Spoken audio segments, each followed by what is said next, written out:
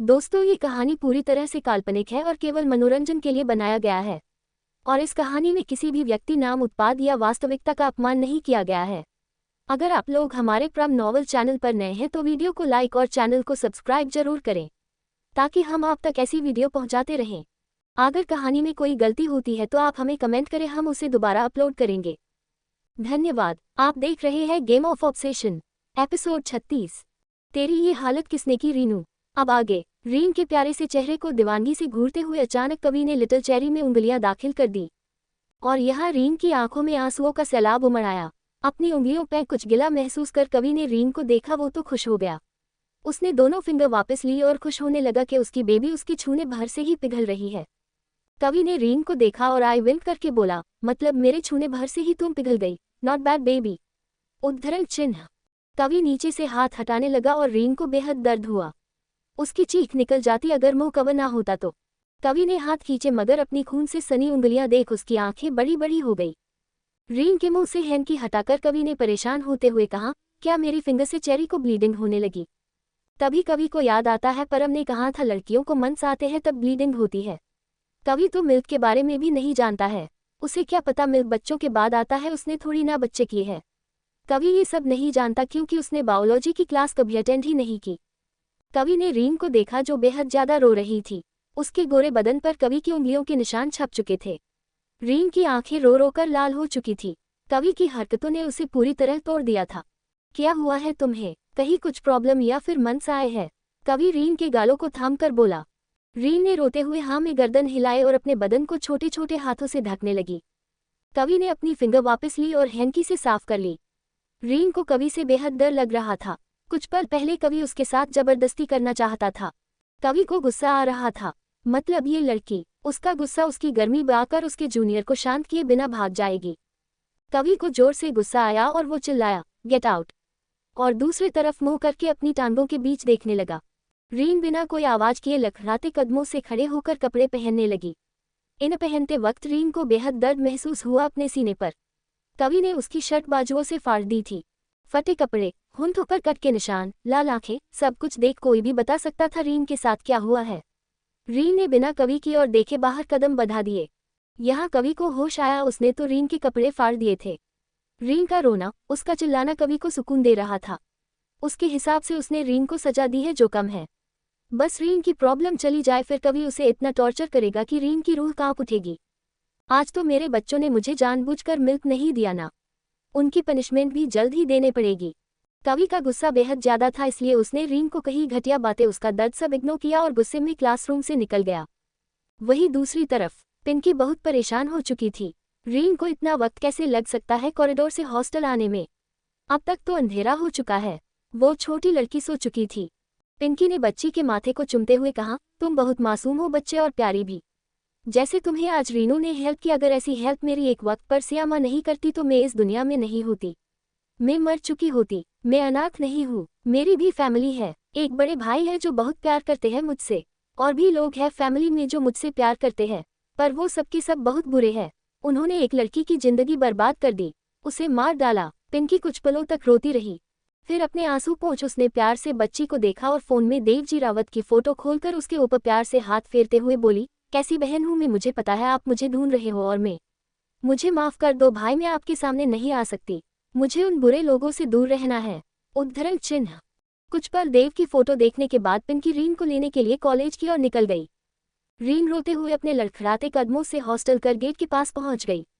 पिंकी जो घड़ी देख बड़बड़ाते हुए हॉस्टल गेट से निकल रही थी, रीन को सामने देख उसकी आंखें नम हो गई। रीन का प्यार चेहरा जो हमेशा खिले हुए फूल की तरह रहता था, आज उदास था। चेहरे पे उंगलियों के निशान, होंठों के किनारे लगा हुआ खून, फटे हुए कपड़े। वही रीन के दिल में एक अलग तूफान उमड़ रहा था। कवि की बातों ने उसे अंदर तक तोड़ दिया था। कवि का हर एक लफ्ज उसके सीने में तीर की तरह चुभ रहा था। रीन को बार बार बुरी लड़की कहना, उसके कैरेक्टर को जज करना, ये सब याद करके रीन के कदम ना खड़े रह सके और वो जमीन पर बैठ फुट फुट कर रोने लगी। पिंकी ने आगे बढ़कर रीन को थाम लिया और उसकी पीठ से हिलाते हुए बोली, रीन क्या हुआ, बता मुझे, बता रीनू क्या हुआ है, मुझे फिक्र हो रही है। तेरी ये हालत किसने की रीनू। उद्धरण चिन्ह। रीन ने कुछ न कहा, बस पिंकी के गले लगकर रो रही थी। कुछ पल बाद पिंकी रीन को रूम में ले गई। उसने रीन को हॉल में सोफे पर बिठाया और पानी पिलाया। ये सब किसने किया रीन तेरे साथ, बता बच्चा। पिंकी बोली रीन का हाथ थामकर। रीन ने कुछ न कहा, बस सुबकती रही। पिंकी का दिल घबरा रहा था। हम उस आदमी की कंप्लेंट करते हैं, चल रीनू। 1 मिनट रीनू, कहीं तेरे साथ हार पे। कहते हुए पिंकी रुक गई। पिंकी को गले लगाकर रीन ने रोते हुए कहा, हमें माफ कर दीजिए दीदू। हम आपको उस इंसान के बारे में कुछ नहीं बता सकते। बता नहीं सकती, पर इतना तो कह दे तेरे साथ कुछ हुआ तो। नहीं दी, हम वक्त रहते बच गए। उन्होंने हमें अपनी मिस्ट्रेस बनने को कहा। आप जानते हो ना, किसी की मिस्ट्रेस बनना मतलब बिना शादी के उनकी बेड पर नीड्स पूरी करना। हमारी डिग्निटी की धज्जियां उड़ा दी उनकी बातों ने। हमें मर जाना चाहिए। शट अप रीनू, पिंकी चिल्लाए और रीन को बाहों में भरकर रो पड़ी। वो छोटी लड़की रीन का रोना सुनकर जग चुकी थी। उसने पीछे से रीन को बाहों में भर लिया और बोली, आपको स्ट्रांग रहना होगा दी। मैं भी ऐसे ही रोती थी जब वो मेरे रूम में आकर। कहकर वो 15 साल की बच्ची रोने लगी। मतलब इतनी कम उम्र में इस बच्ची को। इतना सोच रीन और पिंकी अपना अपना दर्द भूल बच्ची को बाहों में भर लेते हैं। रीन और वो बच्ची रीवा दोनों बेड पर सो गई और पिंकी सोफे पर लेट गई। वहीं दूसरी तरफ मीरा की नींद खुली और वो डिनर करने नीचे गई, जहां रेन और मान दोनों उसके लिए खाना बना रहे थे। मीरा किचन स्लैब पर बैठ गई और हल्का मुस्कुराकर बोली, इतना सब क्यों मेरे लिए? मान अंडस्को इसलिए क्योंकि तुम प्रिंसेस हो और प्रिंसेस ट्रीटमेंट डिजर्व करती हो।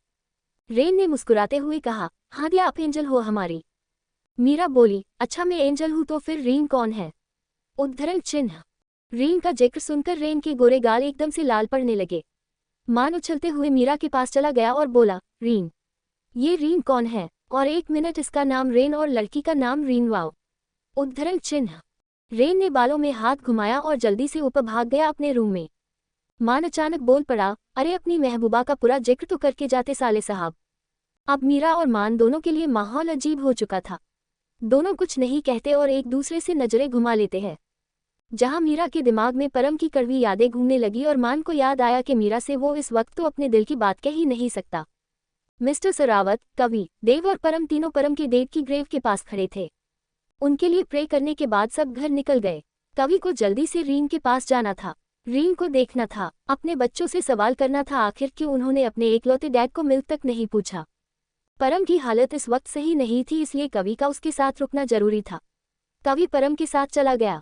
वो मिस्टर सरावत से कैसे कहता कि बताओ मेरी रीन कैसी है या कुछ और।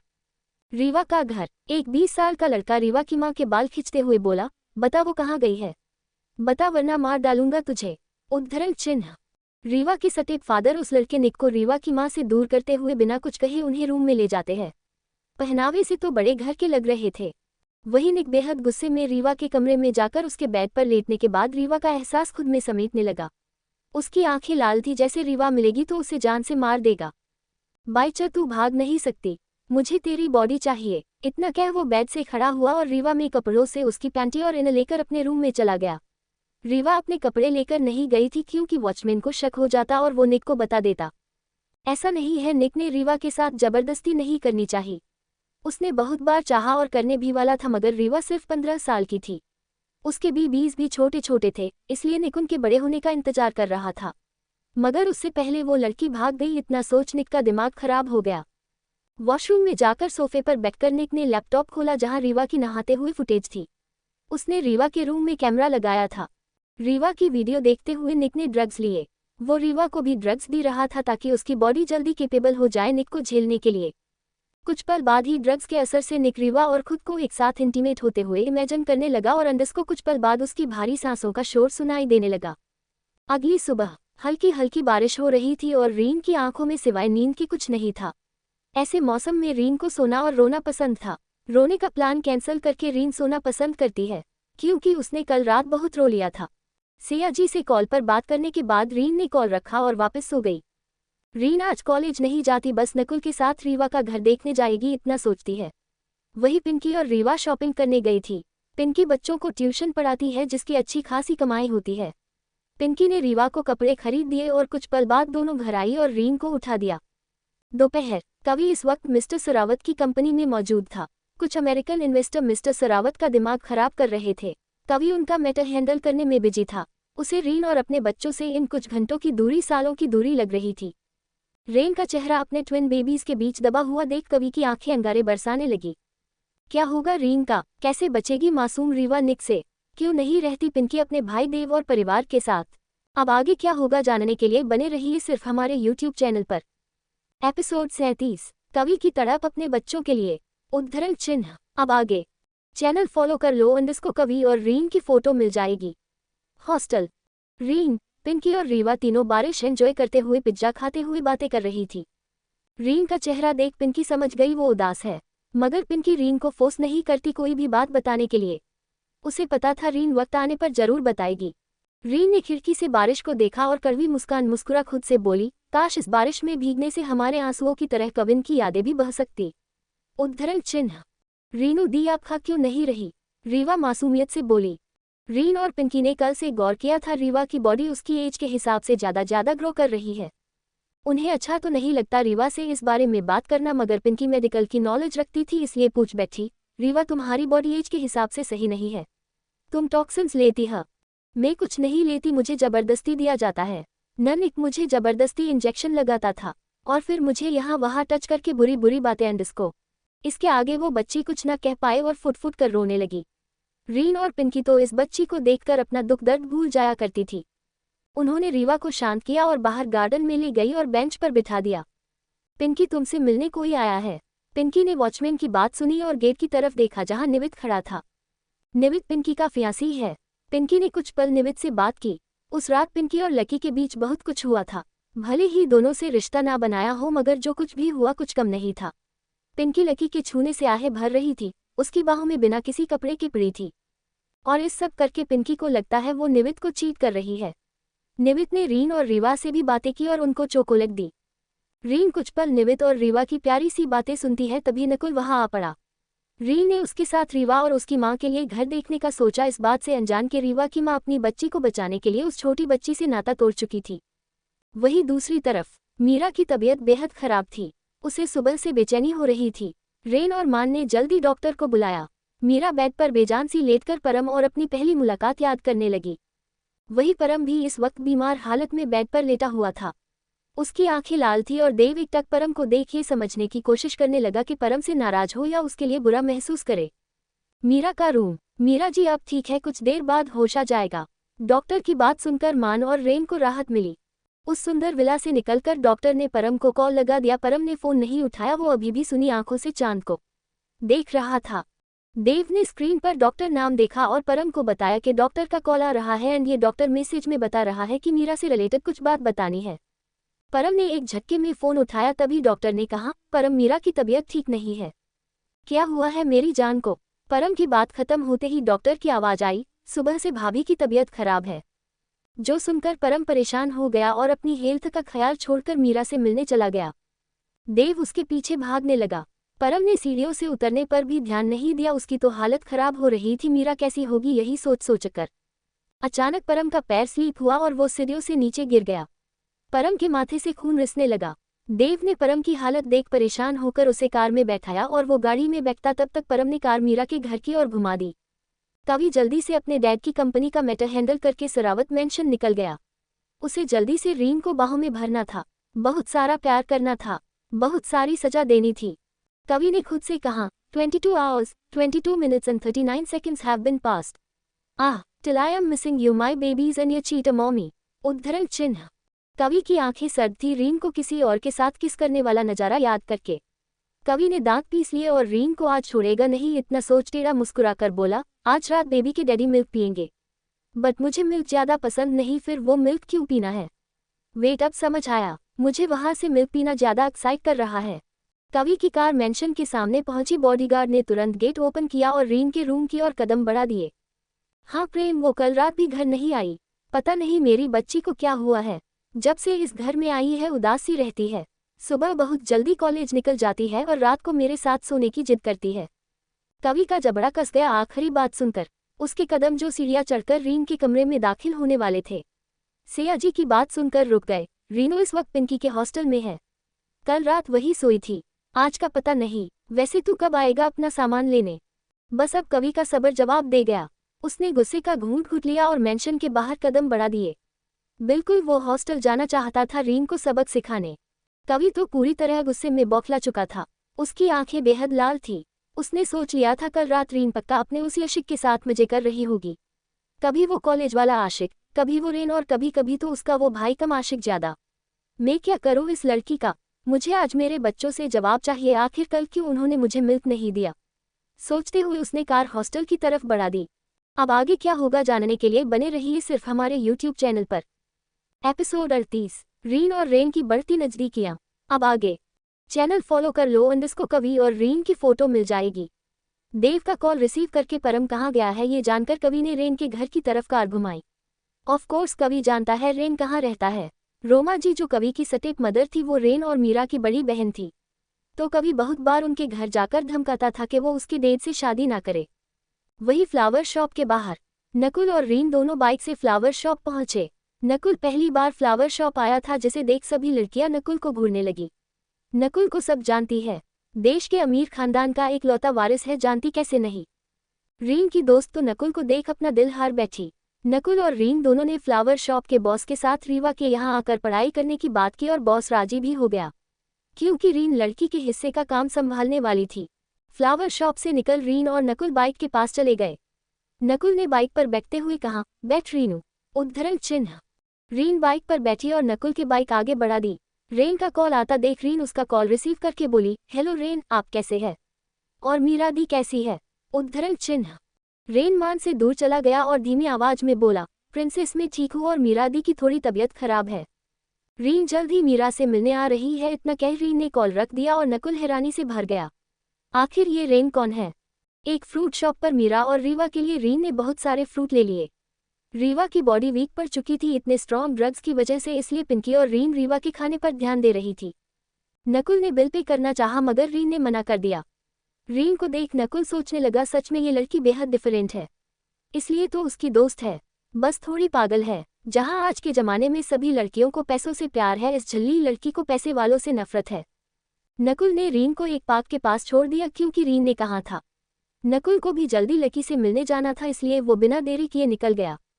रीन को बाय बोलने के बाद नकुल ने परेशान आवाज में कहा, ज्यादा बारिश में भीगना मत। रीन की आंखों में हैरानी थी, क्योंकि आज नकुल उसकी फिक्र कर रहा था। ये सच में किसी अजूबे से कम नहीं था।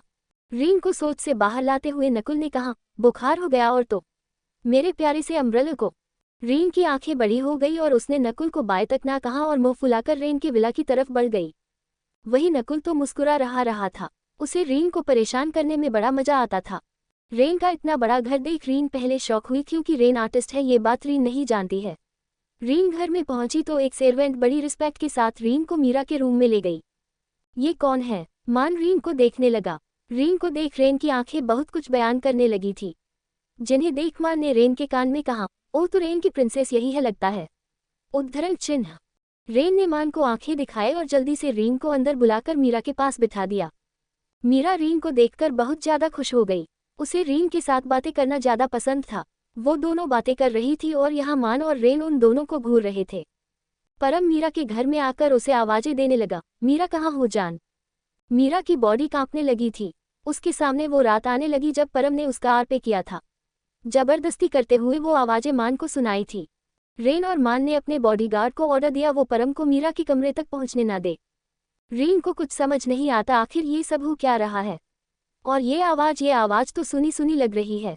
रीन ने पहले मीरा को संभाला, फिर रेन को इशारों से पूछा, कहीं ये वही इंसान तो नहीं जिसने दी के साथ? उद्धरण चिन्ह। नरेन ने रीन की नम आंखों में देखा और पलकें झपका दी। नीचे सभी बॉडीगार्ड परम पर टूट पड़े थे। उन्होंने परम को बहुत पीटा, मगर परम ने सबको लात घुसे मारते हुए ढेर कर दिया और मीरा के कमरे की तरफ रुख मोड़ लिया। मीरा को लग रहा था परम दोबारा उसके साथ जबरदस्ती करने आया है। वही रीन तो बेखबर थी, जिस परम भाई को वो इतना अच्छा समझती है वो तो हैवान है। परम ने रूम देखा जो लॉक था अंदर से। रेन और मान बाहर परम को मारने जा रहे थे, पर मीरा और रीन ने उन्हें रोक लिया। परम की जेब में हमेशा मीरा के रूम की स्पेयर कीज की रहती थी। ना जाने कितनी रातें दोनों ने एक दूसरे की बाहों में बिना किसी पर्दे के इसी रूम में बिताई थी। परम ने झट से दरवाजा खोला और मीरा को देख उसने नम आंखों से कहा, माँ मीरा तुम कैसी हो जान? परम आगे बढ़कर मीरा को बाहों में भर पाता तब तक रीन उसके सामने आ गई और नम आंखों के साथ बोली, तो वो बुरे लड़के आप थे जिन्होंने दी के साथ छी? उद्धरण चिन्ह। परम ने कहा, रीनू छोटी मेरी बात, मुझे बहन मत कहो आपको जरा भी तरस नहीं आया मीरा दी पर? देखिए उनको कितना कांप रही है वो आपको देखकर। रीन ने रोते हुए कहा। परम ने मीरा को देखा तो उसकी आंखें भर आए और वो रुआसी आवाज में बोला, नहीं रीनू, मुझे गलत मत समझ रही है। मैं मीरा से बहुत प्यार करता हूँ। मीरा, एक बार तो बात सुन लो मेरी। छोटी मीरा से बोलना, मुझसे एक बार बात कर ले। उद्धरण चिन्ह। रीन ने परम का हाथ झटक दिया और रोने लगी। रेन से अपनी बहन और अपने प्यार रीन का दर्द देखा नहीं जा रहा था। परम के माथे से निकलते खून को देखकर मीरा परेशान हो गई। कितना भी गुस्सा हो, मगर परम एक वक्त पर मीरा के साथ इतना अच्छा था कि उसके ऊपर चिल्लाने की जरूरत तक नहीं करता था। मान आगे बढ़कर परम को मारता, तभी मीरा आगे आकर उसका हाथ पकड़ लेती है और शांत आवाज में बोलती है, सब बाहर जाओ, मुझे इस लड़के से बात करनी है। उद्धरण चिन्ह। मीरा के मुंह से अपने लिए लड़का सुनकर परम की आंखें नम हो गई। मान चिढ़कर बोला, क्यों मीरा, कोई जरूरत नहीं है। I said leave my room everyone. Meera चिल्लाई। रीन ने इतनी ऊंची आवाज सुनी तो घबरा गई। रेन ने आगे बढ़कर उसे थामा और रूम से बाहर ले जाते हुए मान को आंखों से ही बाहर आने का इशारा किया। सबके जाने के बाद परम एकदम से मीरा के सीने से लिपट गया और रोते हुए बोला, जान प्लीज माफ कर दो। तुम कैसी हो बेबी, मैं तुम्हारे साथ अंडिस्को जबरदस्ती करना चाहते हो, अभी भी मन नहीं भरा, यही कहोगे ना। मीरा की बात सुनकर उसने ना में गर्दन हिलाए और मीरा के हाथों को चूमकर बोला, I love you so much Meera, please forgive me. Meera एकटक परम की आंखों में देख रही थी। अगर तुम चाहते हो मैं खुद के साथ कुछ गलत ना करूं, सुसाइड ना करूं, तो फिलहाल मुझे अकेला छोड़ दो। वहीं दूसरी तरफ मीरा के रूम के बाहर बने लिविंग एरिया में रीन रो रही थी। उसे मीरा के दर्द में किसी अपने के दर्द की झलक दिखाई दे रही थी। रीन ने किसी की सुबकने की आवाजें सुनी तो नीचे गर्दन करके देखा, जहां रेन सोफे पर बैठा हुआ था और उसकी आंखें लाल थी। मान आगे बढ़कर परम को मारता, तभी मीरा आगे आकर उसका हाथ पकड़ लेती है और शांत आवाज में बोलती है, सब बाहर जाओ, मुझे इस लड़के से बात करनी है। उद्धरण चिन्ह। मीरा के मुंह से अपने लिए लड़का सुनकर परम की आंखें नम हो गई। मान चिढ़कर बोला, क्यों मीरा, कोई जरूरत नहीं है। I said leave my room everyone. Meera चिल्लाई। रीन ने इतनी ऊंची आवाज सुनी तो घबरा गई। रेन ने आगे बढ़कर उसे थामा और रूम से बाहर ले जाते हुए मान को आंखों से ही बाहर आने का इशारा किया। सबके जाने के बाद परम एकदम से मीरा के सीने से लिपट गया और रोते हुए बोला, जान प्लीज माफ कर दो। तुम कैसी हो बेबी, मैं तुम्हारे साथ अंडिस्को जबरदस्ती करना चाहते हो, अभी भी मन नहीं भरा, यही कहोगे ना। मीरा की बात सुनकर उसने ना में गर्दन हिलाए और मीरा के हाथों को चूमकर बोला, I love you so much Meera, please forgive me. Meera एकटक परम की आंखों में देख रही थी। अगर तुम चाहते हो मैं खुद के साथ कुछ गलत ना करूं, सुसाइड ना करूं, तो फिलहाल मुझे अकेला छोड़ दो। वहीं दूसरी तरफ मीरा के रूम के बाहर बने लिविंग एरिया में रीन रो रही थी। उसे मीरा के दर्द में किसी अपने के दर्द की झलक दिखाई दे रही थी। रीन ने किसी की सुबकने की आवाजें सुनी तो नीचे गर्दन करके देखा, जहां रेन सोफे पर बैठा हुआ था और उसकी आंखें लाल थी। रीन उसके पास गई और रेन का चेहरा हाथों में थामकर बोली, आपको स्ट्रांग होना होगा rain, don't be sad, everything will be fine. Rain ने बिना देरी किए रीन को बाहों में भर लिया। रीन खड़ी थी और रेन उसकी बाहों में समाकर रो रहा था। रेन के आंसू रीन के सीने को भिगो रहे थे, पर दोनों इस वक्त इस कंडीशन में नहीं थे कि अपनी पोजीशन देख सके। यहाँ रीन उसकी पीठ सहलाने लगी। देव की कार विला के बाहर रुकी, तुरंत कवि की भी कार रुकती है। देव अंदर जाता तभी उसे रिवान जी रावत का कॉल आता है। देव ने फोन उठाकर कहा, हम डैड व्हाट हैपेंड। उद्धरण चिन्ह। कवि अंदर चला गया। उसने नीचे देखा, जहां कोई नहीं था। उसने ऊपर की तरफ कदम बढ़ा दिए। ऊपर पहुंचकर सामने का नजारा देख कवि की आंखें अंगारे बरसाने लगी। हाथों की कसी हुई मुट्ठियां, लाल आंखें, गुस्से में पागल चेहरा। कवि के बच्चों के बीच रेन का चेहरा था और इस लड़के की पीठ सहला रही है। ये सब देखकर कवि को बेहद ज्यादा गुस्सा आया, इतना कि उसने रिवॉल्वर निकाली रीन और रेन को शूट करने के लिए। परम रूम से निकला और कवि की हरकत देख उसने कवि के हाथों से रिवॉल्वर फेंकी और बोला, चलो कवि। परम को लगा कवि रेन और मान को मारने वाला था, वो भी बिना किसी वजह के। अब कवि डॉन है तो किसी को मारने के लिए उसे रीजन नहीं चाहिए था। कवि, ये नाम सुनकर रीन की हड्डियों तक सिरहन दौड़ पड़ी। उसने कवि को देखा जो जान लेने के इरादे से रीन को घूर रहा था। रेन का चेहरा अभी तक उसके बेबी के बीच था। उसने लात मारकर एक शोपीस तोड़ दिया, जिसकी आवाज से रीन से दूर हुआ और कवि को इग्नोर कर दिया। कवि का गुस्सा उसके लिए नॉर्मल था, मगर रीन की बॉडी जम चुकी थी। कवि ने ठान लिया रीन को आज ऐसी सजा देगा कि इस लड़की की रूह कांप उठे। उसके धोखेबाज बच्चे किसी गैर आदमी के मुंह लगे, कहीं इन्होंने इस आदमी को तो मिल्क नहीं दिया, इतना सोचकर उसकी मुट्ठियां कस गई। रीन में कदम खड़े नहीं ठहर रहे थे। कवि आगे बढ़कर रीन को ले जाता, उतने में परम ने कवि को उसकी मां की कसम दी और ले गया। रेन ने रीन को घर छोड़ने की बात कही, मगर रीन ने मना कर दिया, कहते हुए कि रेन को मीरा का ख्याल रखना चाहिए। वही मान तो कवि का गुस्सा याद करके बोला, ये पागल सन के आदमी कविन है ना, जिसने कॉलेज टाइम में एक लड़की को मार डाला था। जस्ट बिकॉज उस बेचारी ने इसे कॉफी ऑफर करी थी। रेन ने रीन को गले लगाया और बेमन से मीरा के पास चला गया। रात हो चुकी थी, रीन का मन नहीं था सरावत मेंशन जाने का। उसे लग रहा था आज उसकी मौत पक्की है। कवि का इतना गुस्सा वो कैसे सह पाएगी। रीन को याद आया अब तक पिंकी और रीवा सो चुके होंगे, इतना सोच वो बाहर निकल गई। परम रीन का वेट कर रहा था, उसने कवि को घर भेज दिया था। रीन को सिया जी की कसम देने के बाद परम सरावत मेंशन छोड़ देता है। पूरे रास्ते रीन परम की तरफ देखती तक नहीं है, जिससे परम को बहुत हट होता है। पर वो खुद भी जानता है उसने क्या गलती की है और क्या खोया है। अपना प्यार खोया और जान से प्यारी मुंह बोली बहन भी खो दी आज। रीन सिया जी के कमरे में चली जाएगी और कवि से बच जाएगी, इतना सोचकर सिया जी के रूम का गेट नॉक करती तभी कोई उसे बाहों में भरकर उसका मुंह दबाकर एक कमरे में ले गया और बेड पर फेंक दिया। अब आगे क्या होगा जानने के लिए बने रहिए सिर्फ हमारे YouTube चैनल पर। एपिसोड 39, एक क्रूर पनिशमेंट। अब आगे रीन ने सीढ़ियों से आगे बढ़ते हुए पहले कवि के रूम की तरफ देखा तो दरवाजा बंद पाया। सिया जी के रूम के बाहर पहुंचकर रीन दरवाजा खोलने वाली थी तभी कवि उसके मुंह पर हाथ रखता है और उसे अपनी मजबूत बाहों में जकड़कर अपने रूम की ओर ले जाता है। रीन समझ गई उसकी कमर और पेट पर मौजूद ये मजबूत और सख्त हाथ कवि के हैं। रीन ने झटपटाना चाहा पर कवि ने उसके पेट को मसल दिया। रूम का दरवाजा खोलकर कवि ने रीन को बिस्तर पर फेंक दिया और एक झटके में दरवाजा बंद करने के बाद को गुस्से में घूरने लगा। कवि की आंखें आज बेहद ज्यादा डरावनी थी। रीन को खुद के और अपने बच्चों के लिए डर लग रहा था। कवि ने गुस्से में अपना ब्लेजर खोल दिया और टाई खोलने लगा। कवि के हाथों और माथे की उभरी हुई नसें देखकर रीन डर गई और बेड से उठकर भाग पाती तब तक कवि ने उसे बाहों में भर लिया और जोर से बेड पर फेंक दिया। आहे! रीन की चीख निकल गई। कवि के गुस्से का कोई ठिकाना नहीं था। रीन ने कमर सहलाते हुए आसपास देखा, वो समझ गई ये रूम उसका ही है। रीन की आंखों से मोटे मोटे आंसू बरस रहे थे। उसका चेहरा रो रोकर लाल हो चुका था। अचानक अपने चेहरे पर दर्द महसूस करके रीन ने कवि को देखा जो गुस्से में उसके गालों को दबाते हुए बोला, शर्म नहीं आई तुझे अपने बच्चों के एकलौते डैड को धोखा देते हुए? Answer damn it! उद्धरण चिन्ह। रीन कांप उठी। कवि ने अपना हाथ झटक दिया जिस वजह से रीन का चेहरा दर्द करने लगा। कवि उसे गुस्से में देखते हुए अपनी ब्लैक शर्ट फाड़ देता है। रीन कैसे उसके बच्चों के बीच उस गैर लड़के का चेहरा आने दे सकती थी? क्या इस लड़की को शर्म नहीं आई? और जरूरी बात, क्या ऐसे कवि का खौफ नहीं है जो ये अपनी घटिया हरकतों से बाज नहीं आती है? यही सब सोचते हुए कवि ने रीन को बेड पर धक्का दिया और उसके ऊपर चढ़ गया। रीन का नाजुक बदन कवि के मस्कुलर बॉडी के नीचे दबा हुआ था। रीन झटपटाने लगी। कवि प्लीज छोड़ दीजिए प्लीज, रीन हाथ जोड़कर बोली। कवि उसके ऊपर बैठ गया मगर उसने ध्यान रखा रीन की नाजुक कमर टूट ना जाए। कवि ने अपनी वॉच से पहले तो रीन के रूम की सारी लाइट्स ऑन की, फिर एक झटके में उसके कपड़े बदन से अलग करके बोला, क्यों दिया मुझे धोखा? इतना बड़ा धोखा? मेरे बच्चों तक ने मुझे धोखा दिया। उन्होंने अपने डैड के चेहरे के पास आने के बजाय उस पराये आदमी को पसंद किया।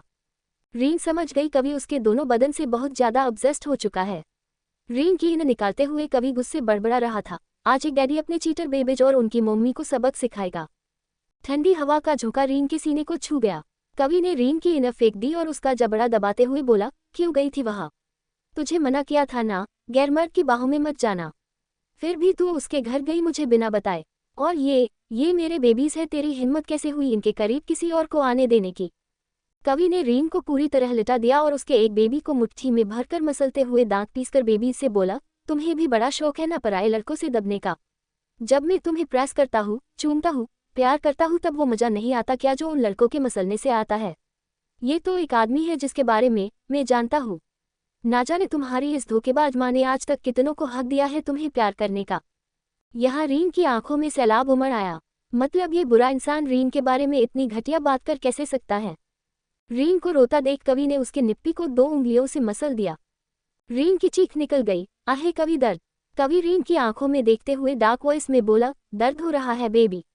तब दर्द नहीं हुआ जब मेरे बच्चे उस लड़के के मुंह से दब गए थे। दोनों के होंठ बेहद करीब थे, इतने की कवि के बात करते वक्त दोनों टकरा रहे थे।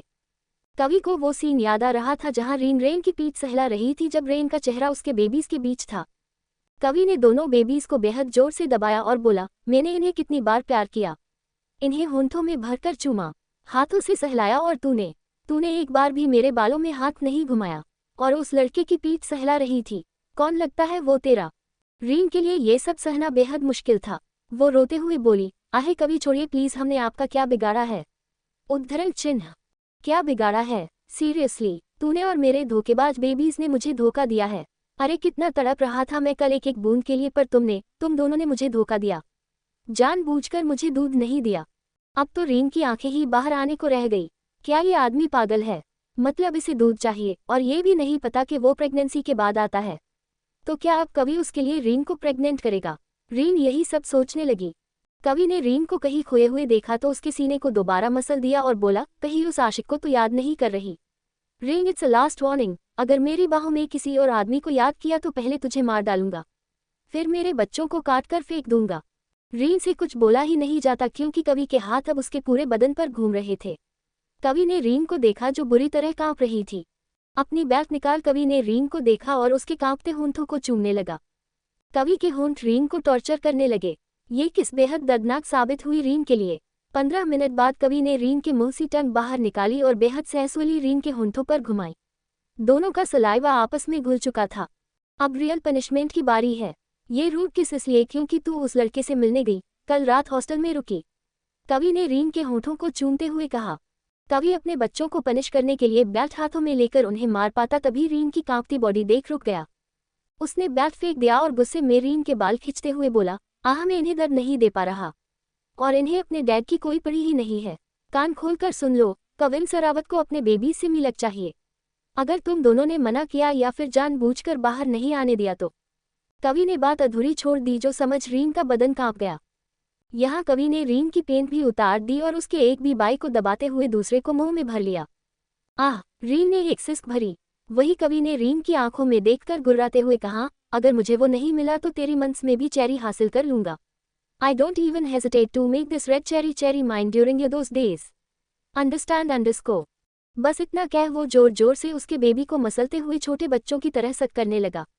कवि की हरकतें नॉर्मल तो बिल्कुल नहीं थी। वो इतनी जोर से सक कर रहा था जैसे अभी उस पिन की चेरी को खींच लेगा। रीन की तो सांस घुटने लगी। कुछ पल बाद भी कवि को कुछ नहीं मिला तो उसका गुस्सा बढ़ गया। उसने रीन को देखा जो रही थी। कवि ने उसका रोना इग्नोर किया और बोला, हे, ये मुझे मिक्कू क्यों नहीं दे रहे? बेबी, मेरे ट्विंस से कहो कि मुझे एक बूंद तो दूध दे। कवि ने दोबारा सक किया और जोर से दबाया, फिर भी कुछ नहीं निकला। अब कवि का गुस्सा बेहद बढ़ गया। उसने एक चेरी को फोर्स के साथ चूमने के साथ दांत गड़ा दिए। आह दर्द हो। कवि रीन के सीने को दबाकर बोला, शट योर एफकिंग माउथ। जानबूझकर मुझे वो नहीं दे रही हो ना? अरे तुमसे ज्यादा गद्दार तो मेरे अपने ट्विंस निकले। कहकर उसने रीन के होठों को चूमा और बाद में उसके सीने को काटने लगा, जैसे उन्हें पनिश कर रहा हो उसकी फेवरेट चीज न देने के लिए। कवि ने एक बेबी को पकड़ा और दबाते हुए बोला, तुम तीनों मेरे हो, मुझे तरसा रहे हो ना? तो अब पनिशमेंटें भी भुगतो। कब से मांग रहा हूं पर तुमने यहाँ छिपाकर रखा है। देखो तो कितना सॉफ्ट है और राउंड भी, इसके अंदर कितना दो अंडस्को ध होगा। कवि ने रीन के उभारों को जकड़ा और बोला, इतने बल्कि है, इनके अंदर तो मिल्की मिल्क होना चाहिए। और तुम धोखेबाज मुझे नहीं दे रहे हो। आज तक जिसे ये पिलाना था पिला दिया, अब और नहीं। तुम सिर्फ मेरे हो। फिर रीन की आंखों में देखकर बोला, अब मैं बताता हूँ पनिशमेंट क्या होती है और धोखेबाजी का अंजाम क्या होता है। बेचारी रीन, वो इतनी मासूम बच्ची, सच में कवि जैसे शैतान के हथथे चट गई थी। उसने कभी खुद को भी इतनी बुरी तरह से छुआ नहीं था और कवि पता नहीं क्या क्या डिमांड कर रहा था। रीन वो चीज कवि को कैसे दे सकती थी? उद्धरण चिन्ह। वही कवि ने फोर्स के साथ रीन के उभारों को दबाने के साथ काटना चालू कर दिया।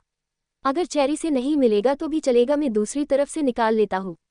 इतना गोल है ऑरेंज की तरह, इसमें भी अंदर बहुत सारा होगा जैसे ऑरेंज में जूस होता है। इतना सोच उसने उन नर्म चीजों को इतना फोर्स से काटा जैसे वहां से मिक्कू ही निकल जाएगा, पर निकला खून। Mikku used a code word. ये सब इतना दर्दनाक था कि रीन चीखने लगी, मगर रूम साउंड प्रूफ था। उसके बदन से खून निकलने लगा। रीन को समझ नहीं आता इस पागल आदमी से क्या बोले।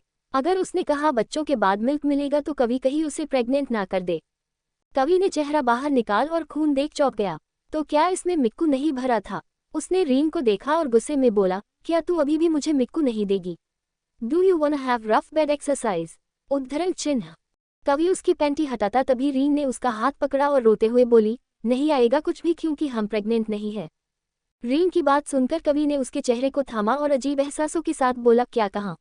मतलब तुम कहना क्या चाहती हो? साफ साफ बोलो। उद्धरण चिन्ह। रीन का खून से सना हुआ सीना कवि के खुले सीने के नीचे दबा हुआ था। रीन के लिए ये दर्द असहनीय था। रीन ने रोकर बेजान आवाज में कहा, जब हम प्रेग्नेंट होंगे और जब बेबी आएगा तो वो आएगा, उसके पहले नहीं आ सकता। रीन की आवाज दर्द से भरपूर थी। कवि ने उसे आज बेहद गहरे जख्म दिए थे। कवि तो शौक हो गया, मतलब उसके बच्चे धोखेबाज नहीं है, ना ही उनकी माँ धोखेबाज है। जब मैं तुम्हें बेबी दूंगा तो आ जाएगा ना बेबी? मुझे लाइफ टाइम पिलाओगी ना बेबी? कवि ने बेहद प्यार से पूछा। रीन ने आंखें बंद रखे ही हमें गर्दन हिलाई। कवि ने रीन के माथे को चूम लिया और खुद से बोला, मतलब जब मैं और रीन रोज रात को वो सब करेंगे, फिर रीन कंसीव करेगी और हम दोनों को बेबी आएगा और मुझे ढेर सारा मिल्क मिलेगा। I am so excited! उद्धरण चिन्ह। कवि ने खुश होकर रीन के होंठों को चूमा और बोला, बेबी हम बच्चा करते हैं, क्योंकि मुझे वो चाहिए जल्दी से जल्दी, और पहले नहीं बता सकती थी। मैंने तुम्हें और अपने बच्चों को धोखेबाज समझ लिया। उद्धरण चिन्ह। हम बच्चा करते हैं। कवि के कहे शब्द रीन के दिल में दहशत पैदा कर रहे थे। कवि खुद से, 1 मिनट बच्चे, अगर बच्चे हुए तो रीन उन्हें भी फीड करवाएगी, और मेरी तरह वो भी यहाँ सक करेंगे। मेरे ट्विन बेबी के चेरिनी अंडोस्कोपी को खींचेंगे। नो नंबर, मैं ऐसा नहीं होने दूंगा। ये सिर्फ मेरे है, तुम सिर्फ मेरी हो, मेरे बेबी सिर्फ मेरे है। हम कोई बेबी नहीं आने देंगे। ये 2 और हम 2 सही है। हम 2 और हमारे 2 थाईलैंड के रूल के हिसाब से सही है बेबी। रीन का दिमाग चकराने लगा कवि की बात सुनकर। ये लड़का पागल है क्या? कभी कुछ कह रहा है। रीन ने नीचे झुक अपने सीने को देखा जहां 2 जगह से खून रिस रहा था। उसे बेहद दर्द हो रहा था। कवि ने रीन के गालों को चुमने के बाद कहा, उस लड़के का चेहरा यहाँ क्या कर रहा था? उद्धरण चिन्ह। कवि की खतरनाक आवाज सुनकर रीन ने बेजान आवाज में कहा, रेन रो रहे थे। वो रोएगा और तुम मेरे बच्चों को खिलौना समझकर उसे दे दोगी। ये लो, आप खेल लो इनके साथ। What rubbish! मेरे बेबी और तुम मेरी अमानत हो। जान से मार दूंगा किसी को इन्हें हाथ लगाने दिया तो। रीन डर गई और उसने तकिए में मुंह धंसा लिया। कवि ने एक बार अपने बच्चों को देखा। उन्हें खून में लथपथ देख कवि की आंखों में दर्द उभर आया। उसने रीन को भी देखा जो ये दर्द सहने की कोशिश कर रही थी। दर्द हो रहा है बेबी? कवि रीन को देखकर प्यार से बोला। रीन ने हाँ में गर्दन हिलाई। उसने एक बार भी कवि को नहीं देखा, वो बस रो रही थी। कवि को ना चाहते हुए भी बुरा लगा। उसने अपने ख्याल झटके और रीन को चूमने के बाद खड़ा हुआ और फर्स्ट एड बॉक्स लाकर रीन की साइड में बैठ गया। रीन को आंखें खोलने को कहकर उनसे सब खून साफ किया। रीन ने बेडशीट को मुट्ठी में भींच रखा था। कवि ने उसके हाथ अपने हथेली पर रख दिए और बेहद प्यार से फूंक मारकर ऑइंटमेंट लगाने लगा रहा था। रीन के नाखून कवि की उंगलियों में धंस गए। कवि एकटक रीन के चेहरे को देख रहा था। उसने दोनों बेबी को कुछ पल हल्के हाथों से सहलाया और बोला, मुझे मिल्क चाहिए पर कैसे आएगा? एनीवेज वो सब छोड़ो और मेरी बात सुनो, तुम किसी गैर लड़के के करीब मत जाना। अगर गई तो जहां दिखोई वही तुम्हें अपना बनाऊंगा। अंडरस्टूड? उद्धरण चिन्ह। रीन ने कुछ न कहा। उसने कवि को देखा भी नहीं। कवि को गुस्सा आया। उसने रीन के बालों को खींचा और बोला, ये केयर कंसर्न सब मेरे बच्चों के लिए है। Got it? आगे से कभी मेरी बातों को इग्नोर मत करना। जवाब दो, किसी के करीब जाओगी? रीन ने ना में गर्दन हिलाई। वो किसी लड़के के करीब जाती तक नहीं है, पर अब उसका ड्रामा होने वाला था। रेन के साथ दोस्ती हो चुकी थी, ऐसे में उसकी इन 2 हैंडसम लड़कों से ना चाहते हुए भी करीबी बढ़ रही थी। कवि ने रीन के सूजे हुए गालों को देखा। शायद उसके उंगलियों के निशान थे जिन्हें इग्नोर करके कवि ने रीन को किस किया और बाइट करके बोला, किसी लड़के के करीब मत जाना, वरना तुम कविन सरावत का वो रूप देखोगी जिसे आज तक किसी ने नहीं देखा है। कहकर कवि रीन के लाल हो चुके बदन को घूरने के बाद रीन की से वाई लेग्स देखकर हार्ड होने लगा। अगर वो 2 मिनट यहाँ रुकता तो रीन के मंस का लिहाज किए बिना उसमें दाखिल हो जाता। कवि ने रीन को इग्नोर किया और टेढ़ा मुस्कुराकर उसके रूम से जाने लगा। रीन ने खुद को ढका तक नहीं, वो बस सुनी आंखों से रो रही थी। रूम में इतनी ठंड थी और रीन सिर्फ पैंटी में थी, मगर कवि को उससे क्या, उसे रीन से क्या लेना देना। वही कवि की खुशी का कोई ठिकाना नहीं था। कवि के बच्चे धोखेबाज नहीं है। वो तो खुद अपने डैडी को मिक्कू देना चाहते थे, बट कवि ही उन्हें गलत समझने लगा था। कवि यही सब सोच रहा था, तभी उसे मिस्टर सरावत के असिस्टेंट ने देख लिया। कवि को रीन के रूम से बिना शर्ट के निकलता देख उनकी आंखें बड़ी बड़ी हो गई। कवि ने उसे आंखों से ही धमकाया, अगर डैड को बताया तो तेरी जान गई। असिस्टेंट ने हाँ में गर्दन हिलाए और निकल गया। शायद कुछ काम था उसे मिस्टर सरावत से। मिस्टर सरावत रूम से निकले, मगर सामने खड़े आधे अधूरे कपड़ों में खड़े कवि को देख उन्होंने सवाल दाग दिया, कहाँ थे इतनी रात को? और तुम्हारी शर्ट कहाँ है कवि? कवि बिना कोई जवाब दिए अपने मास्टर बेडरूम में जाकर चांद को देखकर रीन और अपने हसीन लम्हे याद करने लगा।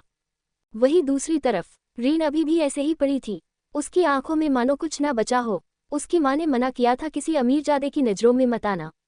काश उस दिन रीन लीला के साथ न जाती। रीन की पता नहीं कब रोते हुए आंखें लग गई। रेन का विला। रेन के हाथों में रीन की शर्ट का बटन था, जिसे चूमने के बाद रेन ने एक बहुत स्पेशल बॉक्स में रख दिया जहां उसके मॉम डैड की सभी अमानतें थी, उनकी आखिरी निशानियां थी। ये सब चीजें बता रही थी रेन कितना ज्यादा प्यार करता है रीन से कि उसकी चीजों को अपनी मॉम डैड की चीजों के बीच जगह दे रहा है। वही कवि है जिसे रीन के दर्द से कोई फर्क ही नहीं पड़ता। तारांकन कल सुबह एक धमाका होगा जो कवि के गुस्से को बढ़ा देगा। अब आगे क्या होगा जानने के लिए बने रहिए सिर्फ हमारे YouTube चैनल पर। Episode 40 I'll punish you hard a baby। अब आगे कल रात कवि ने रीन के रूम में दस्तक देकर अपने बच्चों और उनकी मम्मी को बेहद दर्दनाक सजा दी, जिस वजह से रीन के दोनों साइड से खून रिसने लगा था। रीन रोते हुए सीने से नीचे तक ब्लैंकेट ओढ़कर सो चुकी थी।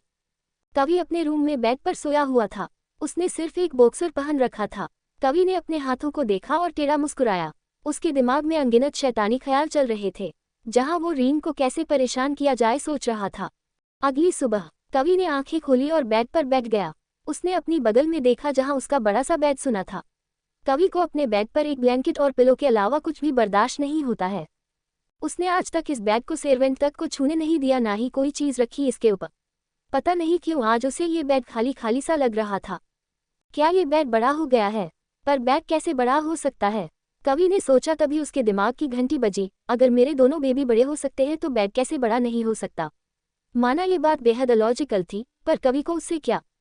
बेबी का जिक्र होते ही कवि की आंखों में उनके लिए प्यार उमड़ आया। वो आराम से बेड के ऊपर से उठा, मगर नीचे देख उसका चेहरा सर्द हो गया। फिलहाल उसकी प्रॉब्लम चल रही है, पर जल्द ही तुम उससे मिलोगे और इस कदर मिलोगे कि कभी जुदा नहीं हो पाओगे और ना ही लिटिल चेरी तुम्हारा दिया हुआ दर्द भूल पाएगी।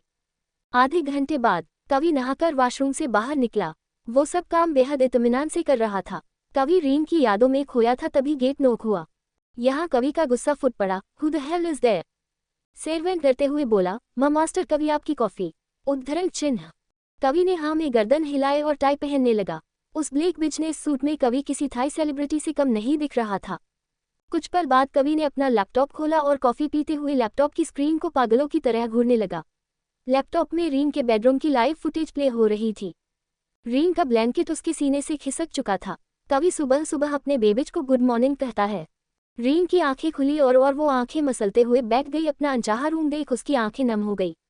कल रात की हुई कवि की बदतमीजी याद करके रीन ने एक आह भरी और उठकर शीशे के सामने खड़ी हो गई।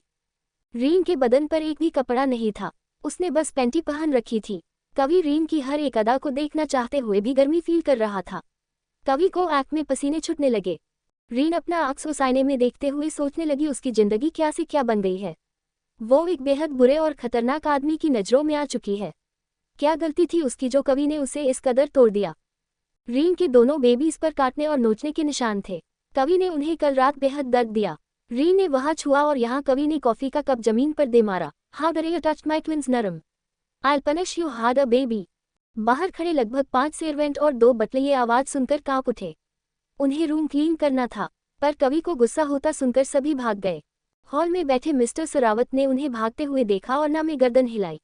लीला परेशानी में बोली, क्या हुआ मिस्टर सरावत? उद्धरण चिन्ह। लगता है कवि गुस्से में है, मिस्टर सरावत बोले। कवि का जिक्र सुनकर लीला की आंखें लाल हो गई। कवि ने की हुई इंसल्ट याद करके लीला की आंखें लाल हो गई। वही दूसरी तरफ कवि एक लैपटॉप में टक रीन को घूर रहा था। रीन ने कुछ पल अपने खुले बदन को देखा, तभी उसका फोन बजा। रीन ने फोन देखा जहां नकुल नाम फ्लैश हो रहा था।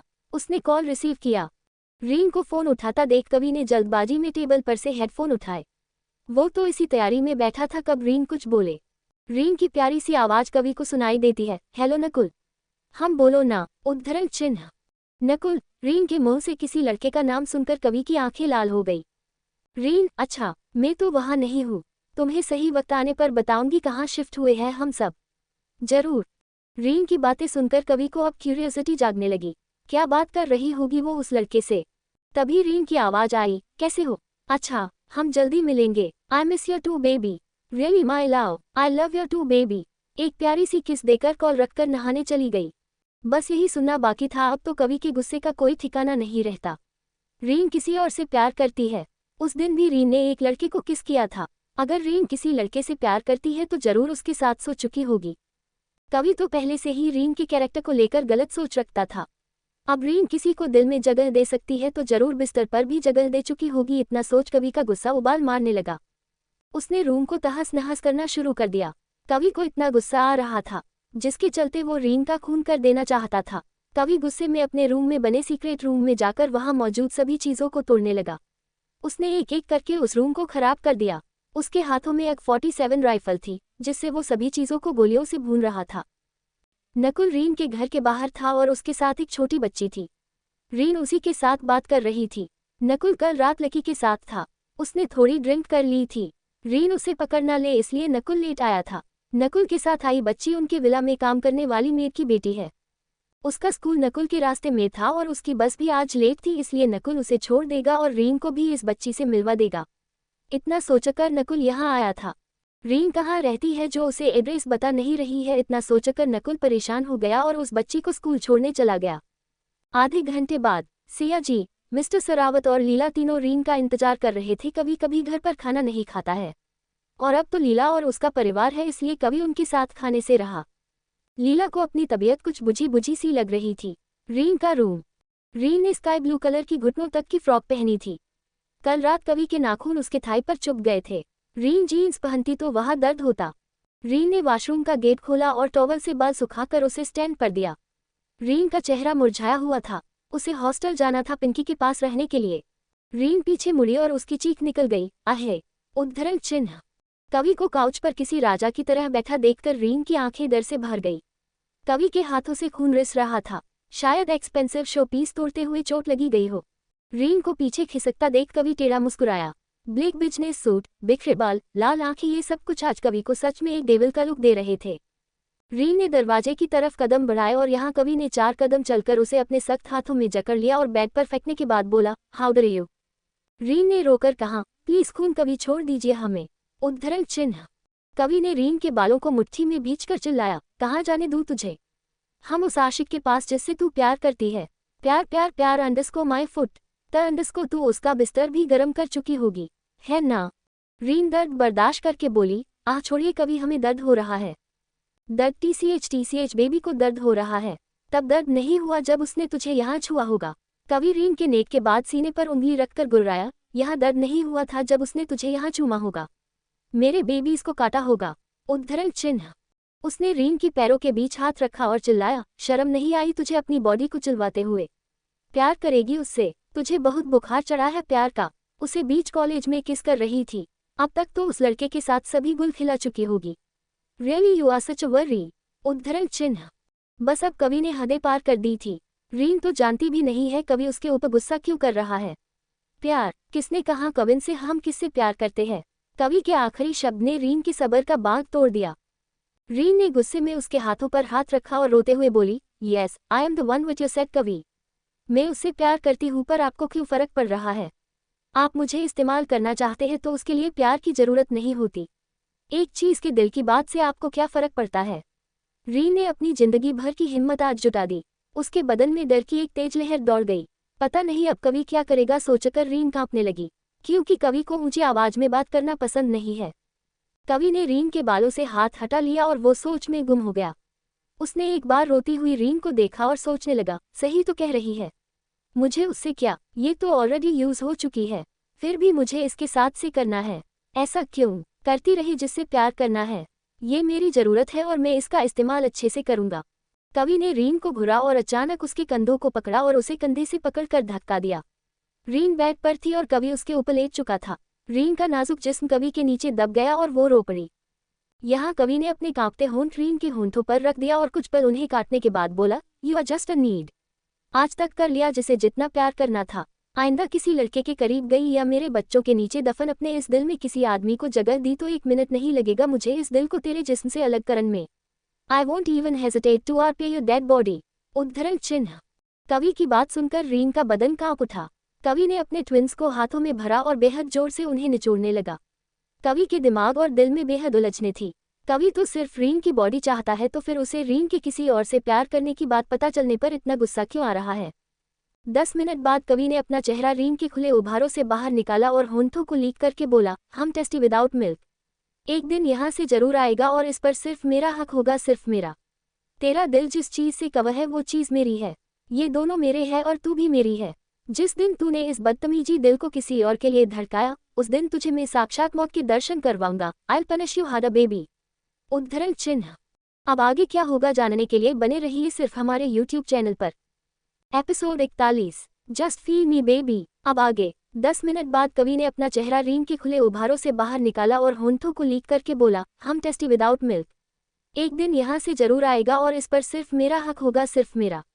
तेरा दिल जिस चीज से कवर है वो चीज मेरी है। ये दोनों मेरे हैं और तू भी मेरी है। जिस दिन तूने इस बदतमीजी दिल को किसी और के लिए धड़काया, उस दिन तुझे मैं साक्षात मौत के दर्शन करवाऊंगा। I'll punish you harder baby। उद्धरण चिन्ह। कवि की धमकी सुनकर रीन कांप उठी। उसने रोते हुए अपने सीने को देखा जो लाल हो चुके थे। कवि टेढ़ा मुस्कुराया और रीन के बीबी को देखकर बोला, मेरी उंगलियों और दांतों के निशान कितने प्यारे दिखाई दे रहे हैं ना। वैसे मुझे तो मिल्क चाहिए और उसके लिए तुझे प्रेग्नेंट होना पड़ेगा। अगर बच्चा हुआ तो वो भी यहाँ से मिल्क सक करेगा। बच्चे के होंठ मेरे बेबी को छुएंगे। अगर ऐसा हुआ तो मैं इस दुनिया को अलगा दूंगा। रीन बेड पर पड़ी थी। उसने कवि की बातों का कोई जवाब नहीं दिया। कवि ने खुद को देखा। कवि की हालत बेहद खराब हो चुकी थी। रीन के पीरियड्स ने उसका प्लान बर्बाद कर दिया। कवि खुद से बोला, मेरे बेबी को मैं किसी को हाथ तक नहीं लगाने दूंगा, मैं ये सिर्फ मेरे है।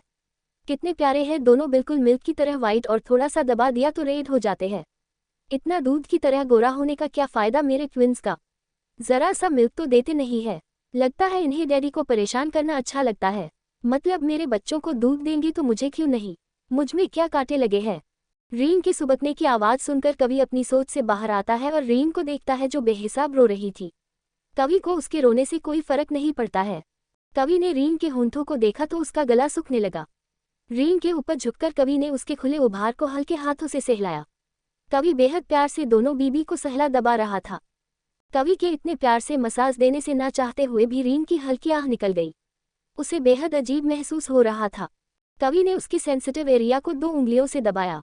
आह का कवि, यहाँ रीन सिसक उठी। कवि का टच रीन के बदन में डर के साथ साथ कुछ और भी महसूस करवा रहा था। रीन को कभी किसी लड़के ने ऐसे छुआ नहीं था। कवि की छुअन से रीन की सांसें भारी हो गई। कवि ने रीन के चेहरे को देखा, फिर दोनों बेबी के चेहरे को 2 उंगलियों से दबाया और मुंह में भर लिया।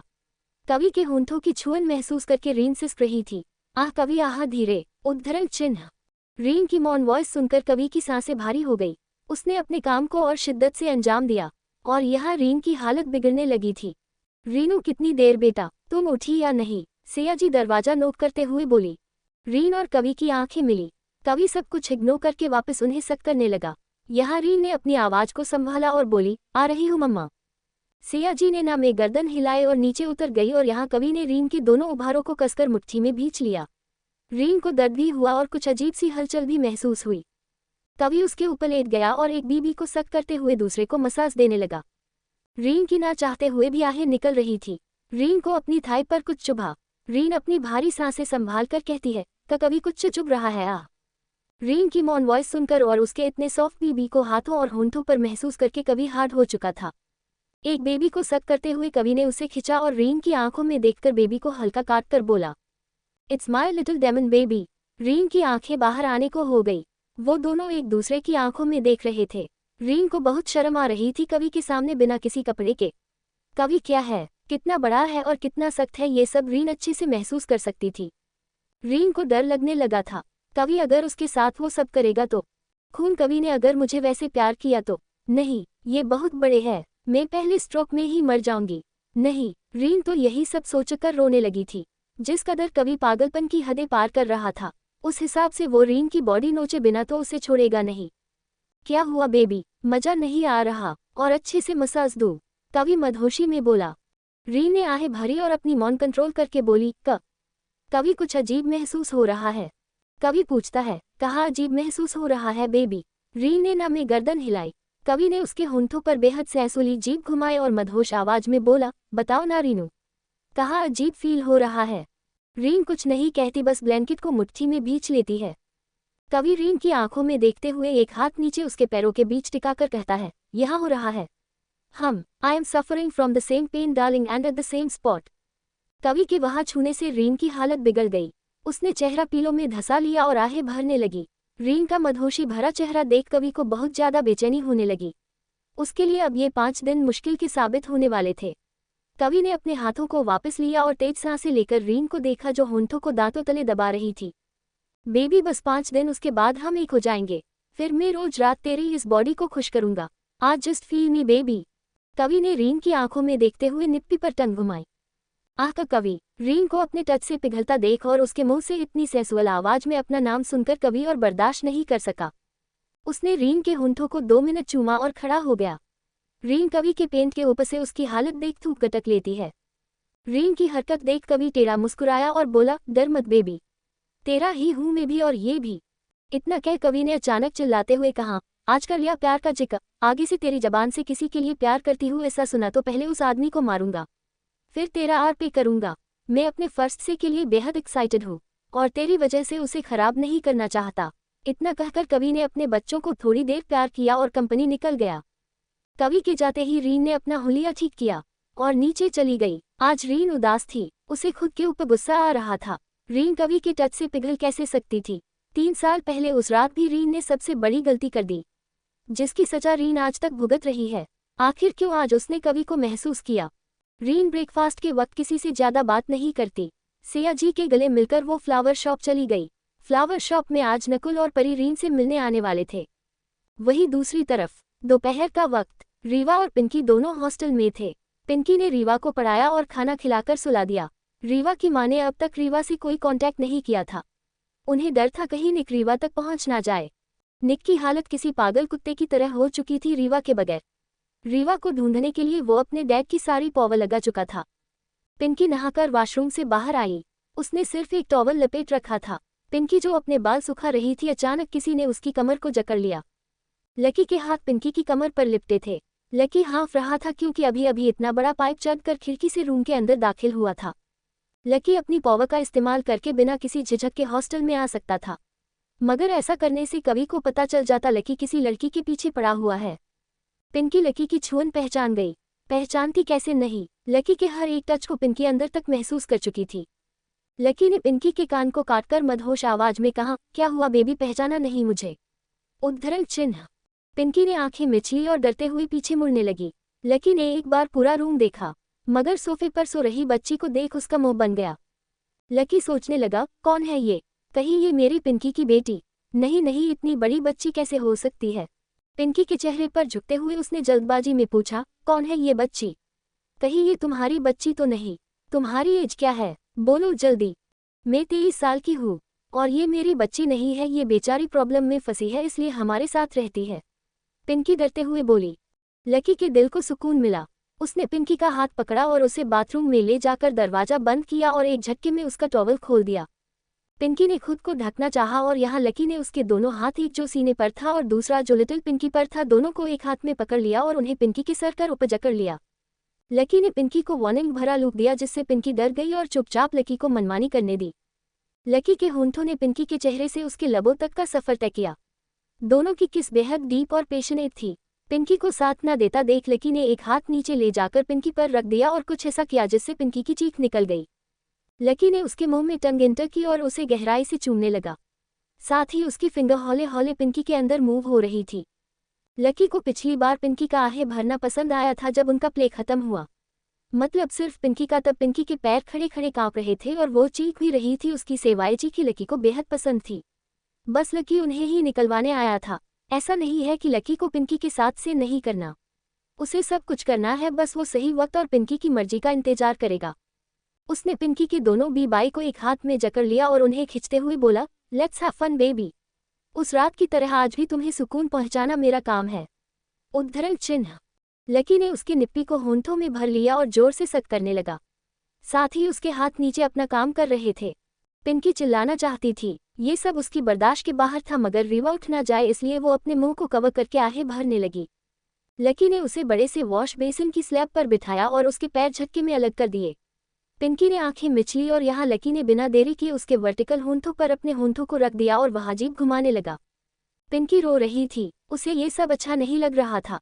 वो किसी और की फियांसी सी थी, फिर भी एक गैर मर्द उसके बदन के साथ खेल रहा है। लकी ने पिंकी की आवाज़ें नहीं सुनी तो उसने अचानक 2 फिंगर एंटर कर दी। पिंकी की चीख निकल गई। उसने अपना मुंह कवर किया और लकी को देख रोने लगी। मुझे फील करो, मेरे होंठों को यहाँ फील करो, देखो कैसे मैं पिंकी को वेट करूंगा, फिर यहाँ से टेस्टी जूस मिलेगा। उद्धरण चिन्ह। इतना कह लकी ने पिंकी के पैर साइड करे और उनके बीच मुंह धंसाकर पिंकी को सक करने लगा। लकी की हरकतों से पिंकी का सबर भी जवाब दे गया और वो आहें भरने लगी। उसकी बॉडी में हीट बढ़ने लगी। करीब आधे घंटे बाद पिंकी ने लकी के बालों को खिंचा और रोते हुए बोली, प्लीज अब नहीं प्लीज, आह मुझसे बर्दाश्त नहीं होगा। पिंकी के पैर शेक करने लगे, उसका बदन कांप रहा था, जो महसूस करके लकी ने अपने उंगली और चूमने की स्पीड बढ़ा दी। कुछ 20 सेकंड बाद पिंकी की कमर ऊपर उठ गई और यहाँ लकी को कुछ अजीब टेस्ट अपने होंठों पर महसूस हुआ। उसने दोबारा सब कुछ ठीक किया और पिंकी के लबों को चुमकर वहां से निकल गया। पिंकी उसी हालत में बैठी थी, उसे समझ नहीं आ रहा था आखिर इस लड़के को चाहिए क्या। शाम वक्त कवि ने खुद को कंट्रोल करके रखा था सुबह से, पर क्या करे, उसका मन नहीं लग रहा था अपने बच्चों के बिना, इसलिए वो फ्लावर शॉप की तरफ बढ़ गया। अब आगे क्या होगा जानने के लिए बने रहिए सिर्फ हमारे YouTube चैनल पर। Episode 42, insulting words for Rain. Flower shop. कवि ने जैसे ही अंदर कदम रखे सामने का नजारा देखकर उसकी आंखें लाल हो गई। कवि ने रीन को देखा और दांत पिसते हुए खुद से बोला, इस गलती की कोई माफी नहीं मिलेगी नरीन। आज मैं तुम्हें और मेरे ट्विंस तक को सबक सिखाऊंगा। Tonight I will fuck you very hard baby. कवि की आंखें लाल थी क्योंकि उसके सामने रीन थी, वो भी किसी और की बाहों में। अपनी रीन को किसी और की बाहों में देखकर कवि की हालत काटो तो खून नहीं थी। कवि के बच्चे रेन के सीने के नीचे दब चुके थे। अब कवि क्या करे, उसका मन कर रहा था अभी इसी वक्त रीन और अपने बच्चों के टुकड़े करके फेंक दे। रीन और रेन दोनों सोफे पर अस्त व्यस्त हालत में थे, जहां रेन की सख्त बॉडी के नीचे रीन का नाजुक बदन दबा हुआ था। फ्लैशबैक। दोपहर का वक्त, फ्लावर शॉप।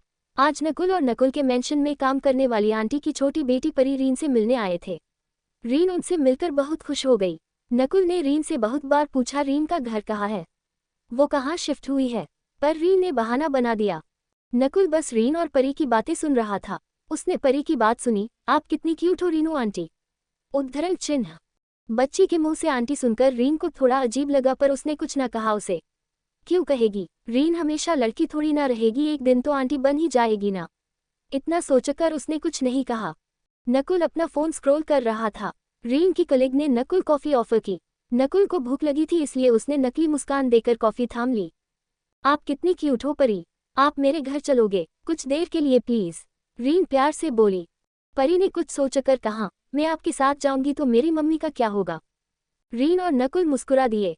एक आइडिया है, आप एक काम करो, नकुल बड़ी से शादी कर लो, फिर आपके पास एक बेबी आ जाएगी मेरी तरह क्यूट क्यूट। नकुल की कॉफी मुंह के बाहर आ गई और आंखें बड़ी बड़ी हो गई। क्या रीन और उसकी शादी के बाद इंटीमेसी के बिना तो बच्चा आएगा नहीं। नकुल ने रीन को देखा जो असहज महसूस कर रही थी। रीन के दोनों बो बाई को कपड़ों के ऊपर से देखकर नकुल ने ना में गर्दन हिलाए और खुद से बोला, ये क्या बेबी कैरी करेगी, ये खुद ठीक से बड़ी नहीं हुई है, देखो तो कितने छोटे छोटे हैं इसके लाइम। रीन ने नकुल को देखा। नकुल की अजीब नजरें देख रीन गला साफ करते हुए बोली, हम तब तुम जाओ, हम कल मिलेंगे, बहुत कम दिन बचे हैं ड्रामा की प्रैक्टिस के लिए। नकुल ने हाँ में गर्दन हिलाए और रीन को बाय बोलकर परी को लेकर चला गया। शाम को रेन ने फ्लावर शॉप में दस्तक दी। रीन ने उसे देखा तो खुश हो गई। रेन जैसे ही उसकी तरफ बढ़ा, एक वकर के हाथ में पकड़ा हुआ आयरन रॉड उसके पेट में चुभ गया। फ्लावर शॉप के आगे के पार्ट का रेनोवेशन हो रहा था। रेन की व्हाइट शर्ट पर खून देखकर रीन उसकी तरफ भागी। रेन को अंदर फ्लावर रूम में सोफे पर बिठाकर रीन ने उसकी शर्ट खोल दी और उसके खून को क्लीन करने लगी। शाम का वक्त था, आखिरी वकर भी चला गया था। रेन की शर्ट खून में लथपथ थी। रेन आप हॉस्पिटल चलिए जल्दी से, देखिए कितना खून निकल रहा है। रीन को इतना पैनिक करता देख रेन ने उसकी कलाई पकड़ी और सोफे पर बिठाएगा इस हिसाब से अपनी तरफ खींची। रेन के ऐसे खींचने से रीन सोफे पर गिर गई और यहाँ रेन उसे ठीक से बाहों में भर पाता कि उसका बैलेंस बिगड़ गया और वो रीन के ऊपर गिर गया। प्रेजेंट। बस यही नज़ारा देखकर कवि की आंखें अंगारे बरसा रही थी। इस लड़की की किटी में कुछ ज्यादा ही आग है लगता है, इसलिए इतना मर रही है किसी के साथ फिजिकल होने के लिए। मैं कितना बड़ा हूँ ये जानती नहीं है, एक झटके में इसकी चेहरी को खून से रंग दूंगा, बट नहीं, इसे पराए मर्दों का सब कुछ पसंद है। No baby no, you are mistaken. आज तुझे ये कविन सरावत बेवफाई का असली अंजाम बताएगा लड़की। रेन रीन से दूर हुआ और उसके बालों को सहलाते हुए बोला, तुम ठीक हो नरीन। सॉरी वो मैं। रेन की बात पूरी होने से पहले कवि की दमदार आवाज गूंज उठी, what the FCK is happening here. ये फ्लावर शॉप ना होकर कोई रेड लाइट एरिया है क्या। रेन की आत्मा तक कांप उठी ये आवाज सुनकर। रेन ने कवि को देखा और बिना किसी भाव के बोला, कविन सरावत यहाँ। जो कविन सरावत अपना बिजनेस और खून खराबा करना छोड़कर कहीं नहीं जाता, आज उसे फ्लावर शॉप का रास्ता कैसे दिख गया। कवि उन दोनों के पास पहुंच गया और एक पंच रेन के मुंह पर मारते हुए बोला, ऐसे।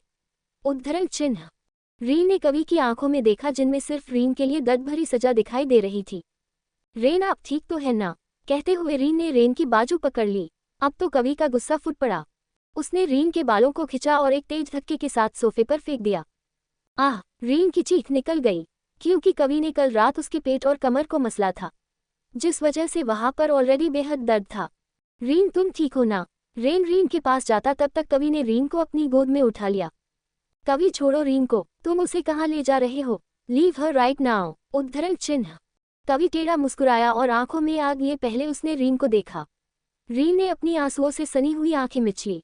कवि से आंखें मिलाने की उसकी हिम्मत नहीं होती है। कवि ने रीन को देखा और गुस्से में बोला, क्या हुआ, इसे क्यों ना ले जाओ?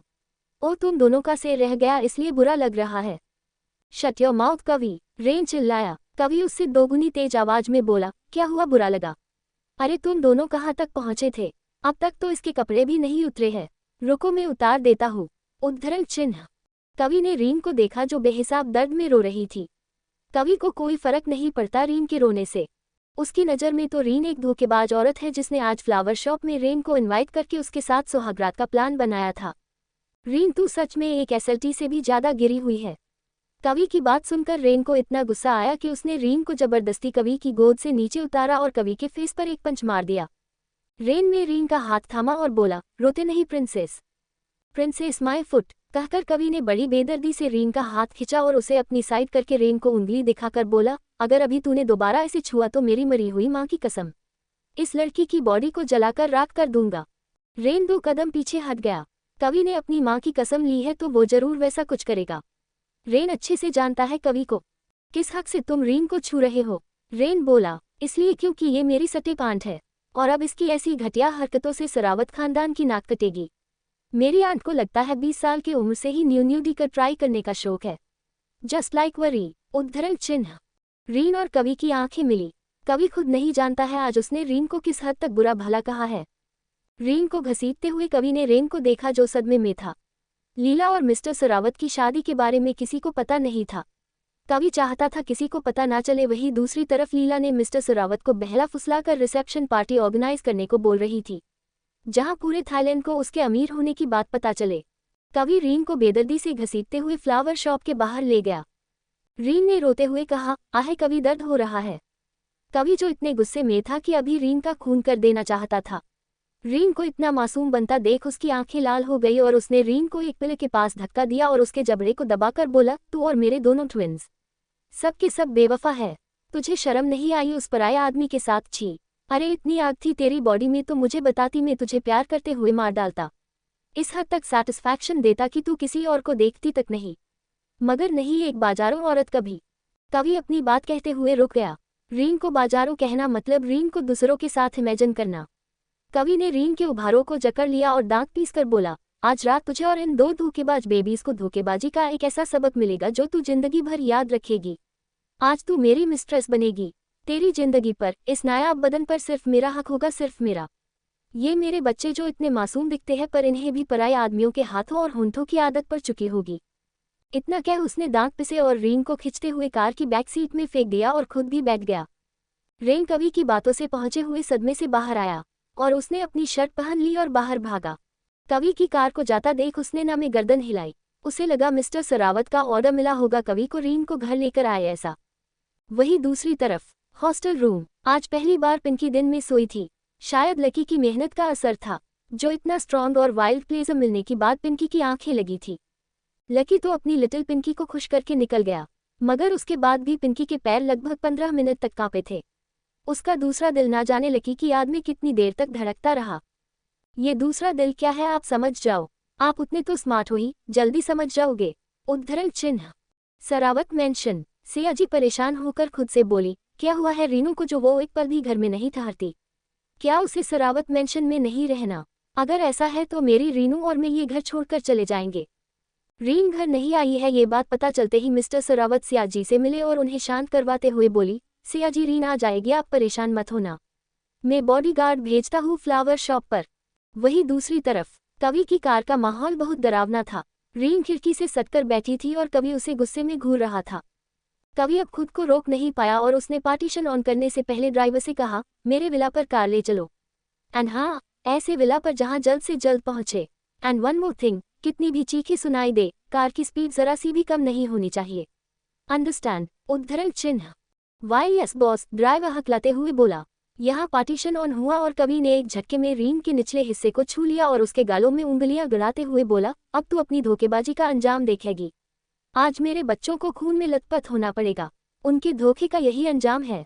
आज मैं तुझे इस कदर तोड़ूं कि दोबारा तेरी चेरी दूसरे आदमियों का नाम नहीं लेगी। Just you and me and your painful screams. उद्धरण चिन्ह। आधे घंटे बाद कवि की कार बेहद बड़े विला के सामने रुकी। कवि ने रीन को बाहों में उठाया और विला में ले जाकर अपने मास्टर बेडरूम के वॉशरूम में पटक दिया। कवि किसी राजा की तरह सोफे पर बैठ गया और रीन को देखकर बिना किसी भाव के लाल आंखों के साथ बोला, अपने कपड़े उतारो। रीन भीख मांगने लगी, जो देख कवि टेढ़ा मुस्कुराया और रीन को एक वीडियो दिखाई, जिसे देख रीन फुट कर रोने लगी और कवि से भीख मांगने लगी। मगर कवि ठहरा पत्थर दिल। उसने अपना इरादा नहीं बदला और यहाँ रीन ने वीडियो देखा और मजबूरी में अपनी इज्जत का सौदा कर बैठी। उसने रोते अपने कपड़े उतार दिए। ये उस वीडियो का डर था जो रीन से इतनी बड़ी बात मनवा रहा था। अब रीन की सिर्फ पैंटी बची थी, जिसे देख कवि गुर्राया। I said remove the last one also, otherwise. इतना कहकर उसने किसी को कॉल लगा दिया। अब आगे क्या होगा जानने के लिए बने रहिए सिर्फ हमारे यूट्यूब चैनल पर। Episode 43, torture. कवि का विला। कवि रीन को अपने मास्टर बेडरूम में लाकर घसीटते हुए वॉशरूम की तरफ ले गया। रीन बदहवास सी रोए जा रही थी। उसकी हिम्मत तक नहीं होती कवि से कुछ कहने की। रीन अब तक समझ चुकी थी कवि को उससे क्या चाहिए और कवि क्यों उसके पीछे पड़ा है। कवि को सिर्फ उसकी बॉडी में इंटरेस्ट है और आज जैसे कवि ने रिन और रेन को काउच पर एक साथ लेटे हुए देखा तो कवि ने बहुत गलत ही सोचा होगा। बिना किसी गलती के रिन आज सजा भुगत रही थी। कवि ने रीन को बेहद जोर से घसीटा और वॉशरूम की डोर को लात मारकर एक झटके में रीन को अंदर धक्का दे दिया। रीन धड़ाम से जमीन पर गिर गई और यहाँ कवि ने गुस्से में लकी को कॉल मिला दिया। कवि कुछ इंस्ट्रक्शन देकर कॉल रख देता है और रीन को देखता है, जो कवि को देखकर डर के मारे कांप रही थी। कवि टेढ़ी मुस्कान मुस्कुराते हुए रीन की तरफ बढ़ रहा था। रीन की सांसें गले में अटक गई। कवि का गुस्से में पागल चेहरा ऊपर से उसे अपनी तरफ बढ़ता देख रीन हाथ जोड़ लेती है और हिम्मत जुटाकर कहती है, का कविन प्लीज मुझे जाने दीजिए। मैंने कुछ नहीं किया। रेन के पेट में। कवि ने एक झटके में रिन की बाजू पकड़ लेता है और उसे खिंचते हुए दीवार से सटाकर उसके गालों को मुट्ठी में भींचकर कहता है, क्या कहा? रेन के पेट में। हम उसके पेट में तितलियां उड़ रही थी तुझे हासिल करने के लिए। गुड, मैं भी आज देख कर रहूंगा ऐसा क्या देख लिया उस रेन ने जो तेरी इस बॉडी के पीछे पड़ा है। कहकर उसने रीन के गालों को छोड़ दिया और उसके बालों को खिंचकर बोला, मेरे घर में जगह मिल गई तुझे। इतने अमीर घर से रिश्ता जुड़ गया, फिर भी ऐसी हरकतें। तुझे इतनी ही जरूरत थी तो मुझे बता देती, मैं इसे करता तेरे साथ। मगर नहीं, तुझे आदत होगी पहले से ही अलग अलग आदमियों के साथ बैठ। कविन आप क्या बोल रहे हैं? जबान संभाल आहे कवि, छोड़िए। कवि रीन के बालों को और जोर से खींचकर बोला, क्या कहा? जबान संभाल कर बात करो। तुझसे तो अपने बदन की आग संभाली नहीं जाती और मैं जबान संभालूं। आज तू कविन सरावत का वो रूप देखेगी लड़की, जो देखकर तेरी रूह कांप उठेगी। इतना कहकर उसने हैंड शावर लिया और रीन के पूरे बदन को अपने हाथों से बेदर्दी से रगड़ने लगा, जैसे वो रीन के बदन से रेन की छून मिटा देना चाहता हो। कवि का खून खोल रहा था रीन और रेन को साथ में इमेजिन करके। उसके सीने में अनकहा दर्द हो रहा था। गुस्से में कवि को जरा भी आइडिया नहीं होता है वो क्या बोल रहा है। रीन को दर्द हो रहा था क्योंकि कवि बड़ी बेरहमी से उसके उभारों को साफ कर रहा था। यहाँ छुआ होगा उसने तुम्हें। अगर मैं वक्त पर नहीं आता तो वो मेरी चेरी को भी टेस्ट कर लेता। 1 मिनट, आज मैं था इसलिए रोक लिया। मेरी गैर मौजूदगी में तूने आज तक कितने लड़कों को खुश किया है बता न रीन। उद्धरण चिन्ह। रीन के बदन से ज्यादा उसके दिल में दर्द हो रहा था। कवि की बुरी बातों ने उसे अंदर तक तोड़ दिया था। रीन एकदम से झटपटाना बंद कर देती है और कवि को अपनी मनमानी करने देती है। कवि करीब आधे घंटे तक रीन के पूरे बदन को साफ करता है। उसने रीन को कपड़ों के ऊपर से ही क्लीन किया था। कवि ने सब क्लीन नहीं किया था बल्कि रीन को टॉर्चर किया था। ये टॉर्चर सहते हुए रीन की आंखें लाल हो चुकी थी। रीन से दूर होकर कवि गुस्से में कहता है, अभी तक तेरी बॉडी प्योर नहीं हुई है और ये मेरे धोखेबाज बच्चे, इनकी अकल तो आज ठिकाने आएगी। मैं मुंह में भरता हूँ तो एक बूंद भी दूध नहीं देते हैं और गैर आदमी के चेहरे से चिपकते हैं। बाप बाप होता है और बाप से होशियारी इन्हें महंगी पड़ेगी। उद्धरण चिन्ह। इतना कहकर वो किसी राजा की तरह काउच पर बैठ जाता है और अपने फोन में बॉडीगार्ड की भेजी हुई वीडियो देख टेढ़ा मुस्कुराता है। कवि रीन के भीगे बदन को स्कैन करके पहले तो हार्ड होने लगा। उसकी हालत खराब हो गई रीन के गोल सॉफ्टी और उसके ऊपर बने चेरी निप्पी को देखकर। कवि ने थूक गटक लिया और रीन को देखकर डार्क वॉइस में बोला, अब तुम मेरी हर एक बात मानोगी। Be a submissive girl and take off your clothes. उद्धरण। कवि की बात सुनकर रीन अपने बोबाई को ढांकते हुए बोली, न नहीं कवि, आप क्या कह रहे हैं? उद्धरण चिन्ह। Just shut your fucking mouth. मैंने कहा उतना करो। वेट, पहले ये सरप्राइज देख लो, फिर तुम खुद मेरी गोद में आओगी, मेरी पैंट उतारोगी और अपने हाथों से हमारे बदन एक करोगी। उद्धरण चिन्ह। रीन की बॉडी कांप उठी। कवि ने बाथरूम की स्लैब पर रखा अपना टैब निकाला और उसमें वीडियो प्ले कर दी। वीडियो में प्रेम किसी के साथ कॉल पर बात कर रहा था और कवि का एक आदमी उसके सर के ऊपर दूर से रिवॉल्वर पॉइंट करके खड़ा था। प्रेम के सर पर रेड कलर का डॉट देखकर रीन फुट फुट कर रोने लगी। रीन घुटनों के बल बैठ जाती है और अपने दोनों हाथ जोड़कर रोते हुए कवि से कहती है, प्लीज कवि, मेरे भाई को छोड़ दो। तब तुम जो कहोगे मैं करने के लिए तैयार हूँ। तब तुम्हारी मिस्ट्रेस बनने के लिए भी तैयार हूँ, पर प्लीज मेरे भाई को छोड़ दो। मैं भीख मांगती हूँ। रीन को घुटनों के बल बैठा देखकर कवि को बिल्कुल अच्छा नहीं लगता। कवि को गुस्सा आने लगा, वो भी खुद पर। आखिर क्यों उसे इस लड़की के गिड़गिड़ाने से फर्क पड़ रहा है? ये लड़की डिजर्व करती है ये सब। इसे की इतनी नीड थी तो एक बार कवि से कहकर तो देखती। कवि रीन की हालत वो सब करके बद से बदतर कर देता। इतना प्यार करता कि रीन को वॉशरूम जाने से भी डर लगता। कवि अपनी सोच से बाहर आता है और रीन को देखता है जो खुद को समेटकर रो रही थी। कवि रीन को देखकर बिना किसी भाव के बोलता है, I said take off your clothes otherwise. उद्धरण चिन्ह। रीन अपने लड़खड़ाते कदमों से खड़ी होकर और कवि को देखती है जो किसी भूखे भेड़िए की तरह रीन को देख रहा था। रीन ने धीरे से अपना टॉप उतार दिया। अपने बच्चों को देखकर कवि बिल्कुल भी पिघलना नहीं चाहता था। गिले होने की वजह से दोनों किसी रूबी की तरह चमक रहे थे और वो दोनों चेरी कलर के निप्पी कपड़ों के ऊपर से ही टाइट दिखाई दे रहे थे।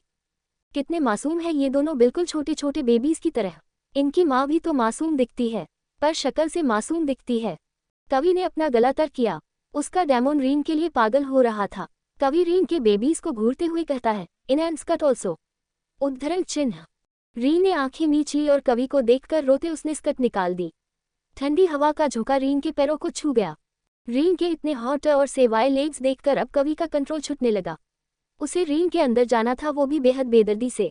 कवि ने रीन को देखा और गला तर करते हुए बोला, हम इन अभी उतारो। रीन ने कवि के कहे मुताबिक कांपते हाथों से इन निकाल दी और यहाँ अपने बच्चों को देखकर कवि की आंखों में प्यार उमड़ आया।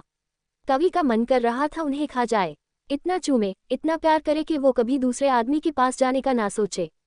रीन और रेन की करीबी याद करके उसने अपने सारे ख्याल झटक दिए और गुस्से में दहाड़ा, रिमूव योर पैटी।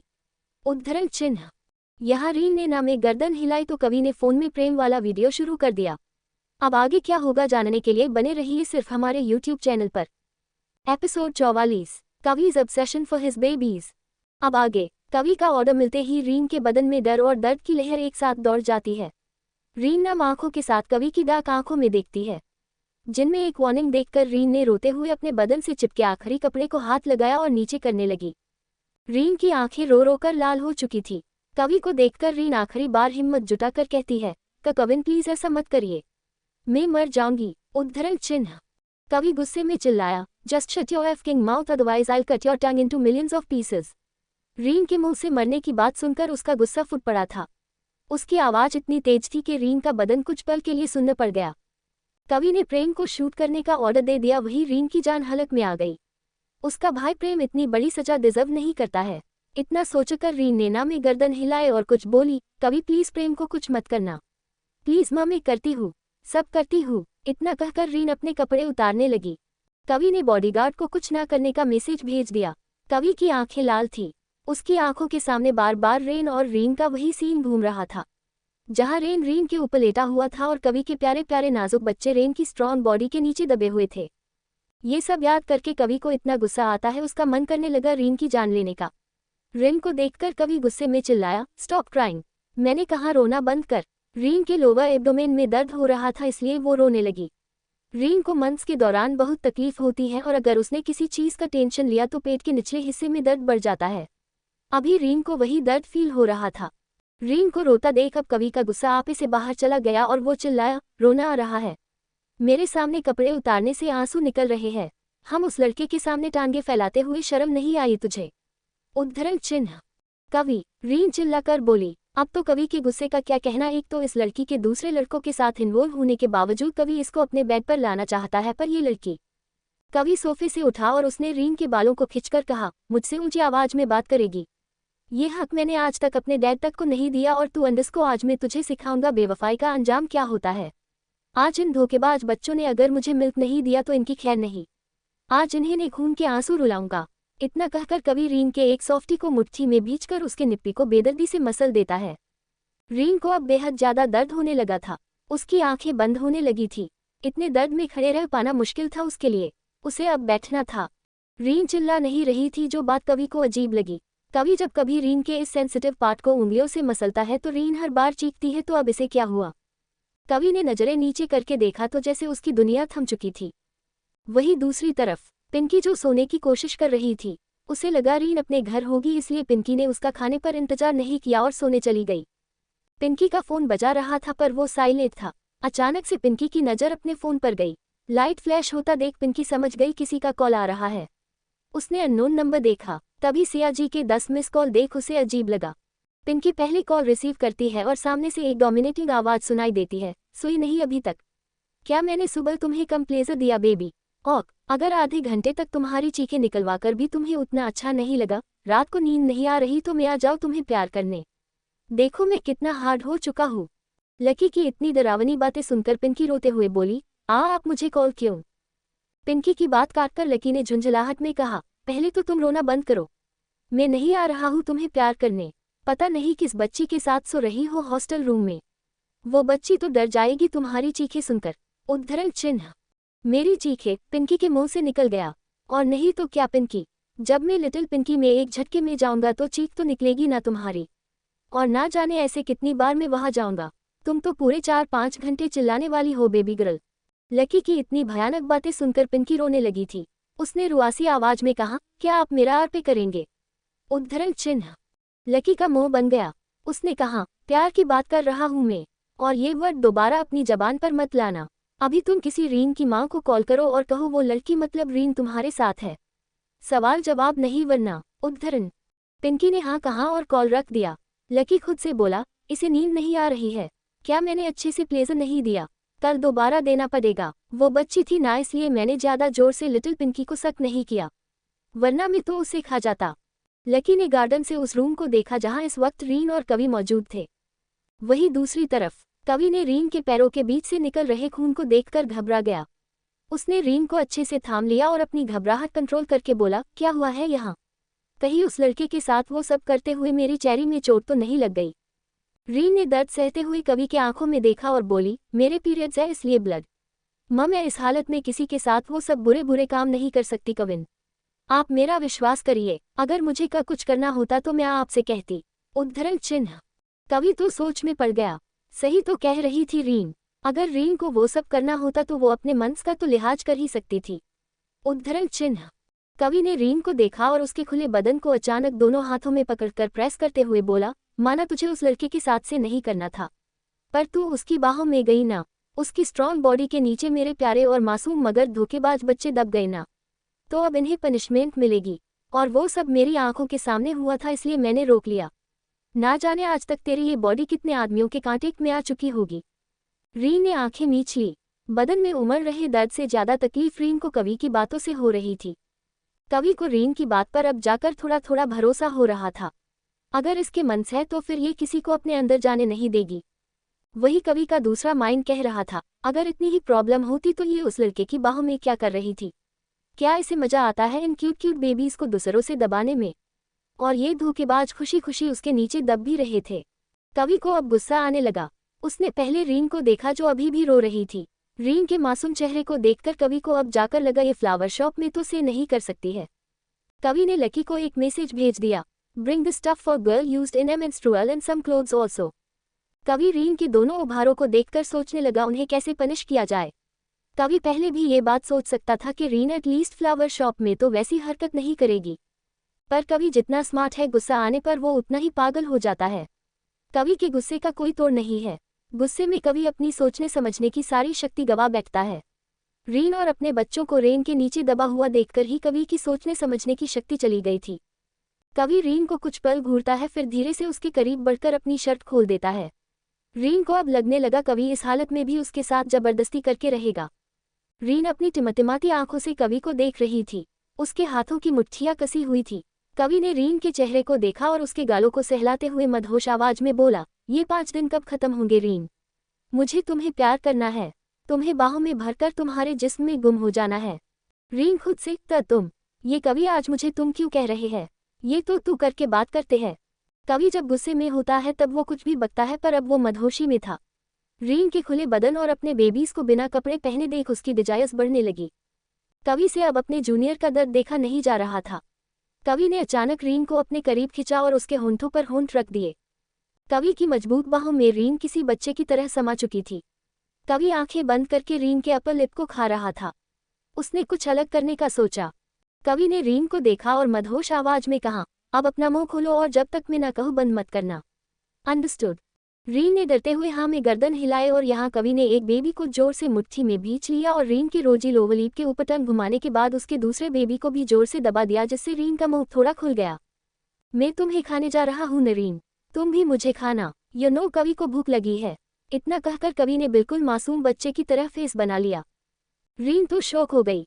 कोई कह नहीं सकता ये सामने बैठा मासूम लड़का कुछ देर पहले एक बिस्ट की तरह बिहेव कर रहा था। कवि ने रीन के मुंह में टंग एंटर करी और उसके हर एक पार्ट को अपने सलाइवा से भिगो रहा था। कवि ने कुछ पल सिर्फ अपनी टंग से रीन के होंठों को लिक किया, फिर उसने रीन के होंठों को अपने काबू में कर लिया और किसी भेड़िए की तरह उन्हें खाने लगा। 10 मिनट बाद नजारा कुछ ऐसा था कि रीन कवि के नीचे दबी हुई थी और कवि बेबी को दबाते हुए उसके होंठों को काट रहा था। रीन के पैरों से लिपटा हुआ खून कवि के कपड़ों पर लग रहा था। जिस गोविंद सरावत को एक बार इस्तेमाल की हुई चीजें देखने तक की आदत नहीं थी, आज उसके महंगे कपड़े रीन के बैड ब्लड से सन रहे थे। मगर कवि को कोई होश नहीं था। कवि तो रीन के होंठों को खा जाना चाहता था, मगर वो ऐसा करता तो उसकी बेबी दोनों के एक होते वक्त कवि का नाम कैसे लेती, कवि के नाम से मोयन कैसे करती। यही सोचकर कवि रीन के होंठों को हौले से लीक करने लगा। रीन के लिए यह एहसास बेहद नया था, साथ ही कवि के लिए भी। कवि की खुली बॉडी रीन की दोनों सॉफ्टी को दबा रही थी, जिस वजह से एक कट रीन की बॉडी में दौड़ गया।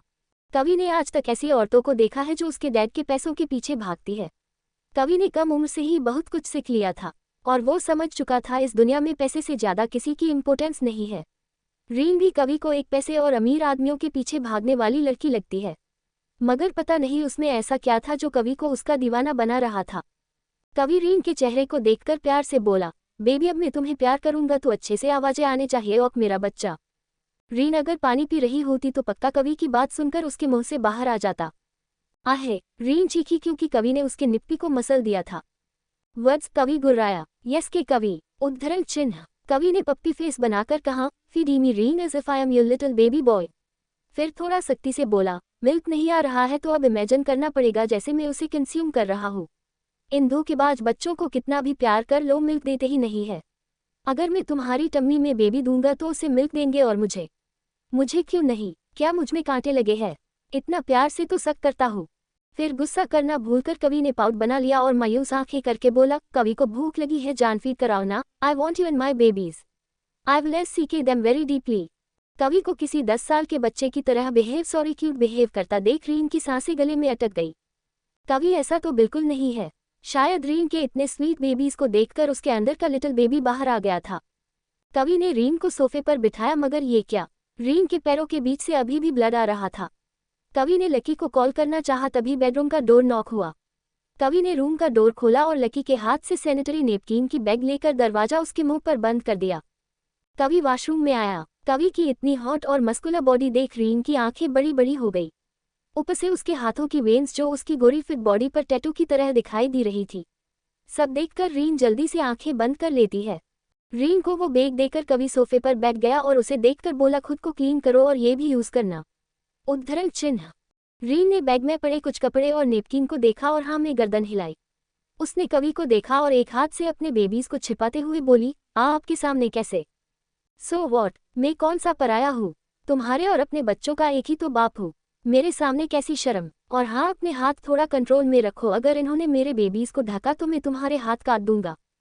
कवि अपने कहे मुताबिक कर सकता था, इसलिए रीन अपने हाथ हटाकर कवि को आस भरी नजरों से देखने लगी। पर कवि तो हिला भी नहीं, वो एकटक रीन के खुले बदन को देख रहा था। ये लम्हे उसकी जिंदगी के सबसे मुश्किल थे। रीन को बिना कपड़ों के देखकर कवि का डेमोन अब पागल हो चुका था। रीन ने अपनी पैंटी उतारनी चाहिए, तभी कवि का फोन बजा। उसने रीन की हालत को ध्यान में रखकर वॉशरूम के बाहर कदम बढ़ा दिए और मिस्टर सरावत का कॉल रिसीव करके बोला, हम वॉट?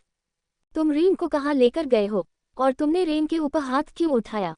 मिस्टर सरावत की बात सुनकर कवि ने दांत पीस लिए और वो शांति से बोला, मैंने उसे हॉस्टल छोड़ दिया उसकी दोस्त के पास। I'll call you later। इतना कहकर उसने कॉल रख दिया और वॉशरूम में चला गया। मगर सामने का नज़ारा देखकर उसकी आंखें गुस्से में लाल हो गई और हाथों की मुट्ठियां कस गई। ऐसा क्या देख लिया कवि ने? क्या करेगा कवि अब रीन के साथ? अब आगे क्या होगा जानने के लिए बने रहिए सिर्फ हमारे YouTube चैनल पर।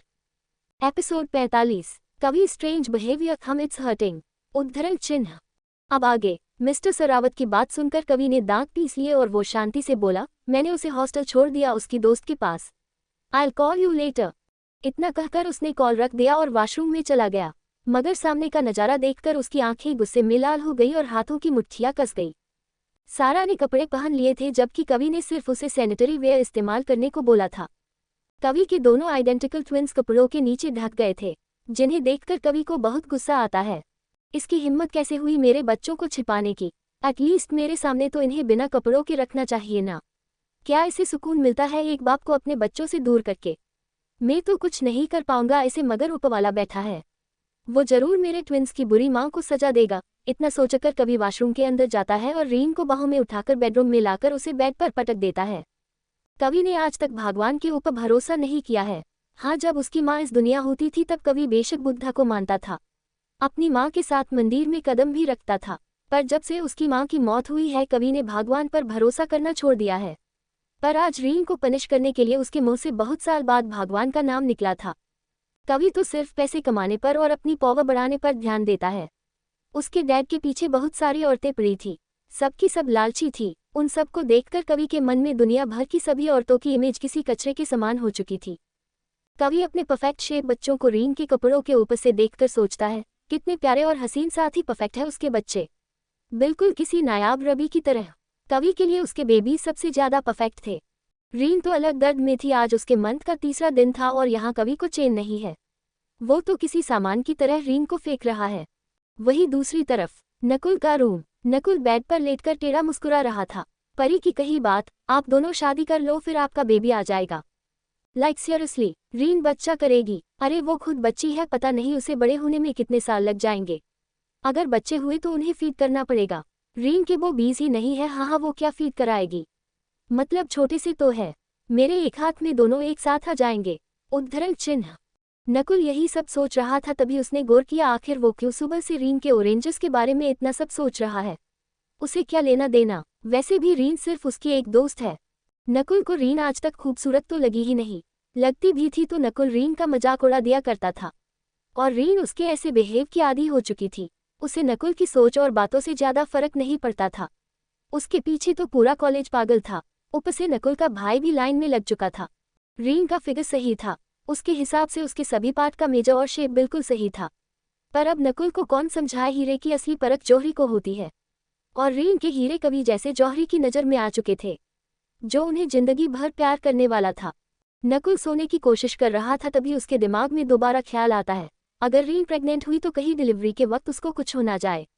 एक तो वो पहले से ही इतनी नाजुक है, ऊपर से इतना दर्द कैसे सह पाएगी। एक मिनट, क्या कहा? प्रेग्नेंट? पर उसे प्रेग्नेंट करेगा कौन? मैं तो करने से रहा उसके साथ से, वो बिल्कुल फूल की तरह नाजुक है। अगर मेरे एंटर करने से बैग पर ही दम तोड़ देगी तो? नहीं। नकुल ने ना में गर्दन हिलाए और वापस हंसने लगा। पता नहीं क्यों उसे रीन के बेबीज का मजाक उड़ाने में बेहद मजा आ रहा था। जहां एक और कवि को अपने बेबीज दुनिया के सबसे परफेक्ट बेबीज लगते थे, वहीं नकुल उनका मजाक उड़ाने का एक मौका नहीं छोड़ रहा था। वहीं दूसरी तरफ रेन अपने रूम में परेशान बैठा था। कवि क्या चीज़ है वो अच्छे से जानता था।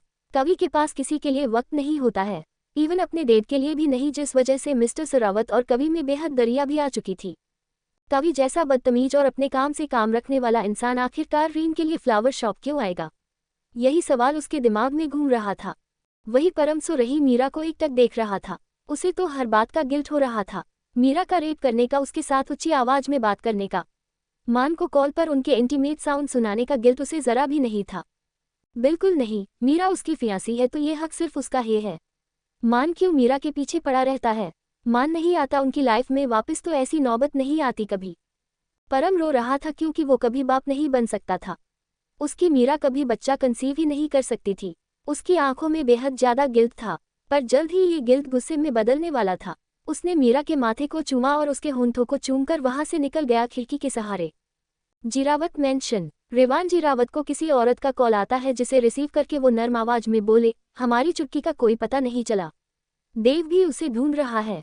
उद्धरण चिन्ह। औरत की बात सुनकर रिवान ने कॉल रख दिया और अपने भाई इवान की फोटो देखते हुए बोला, आखिर कब तक मुझसे बात नहीं करोगे मेरे भाई। माना मैं गलत था पर उसने एक मौका तक नहीं दिया माफी मांगने का। उद्धरण चिन्ह।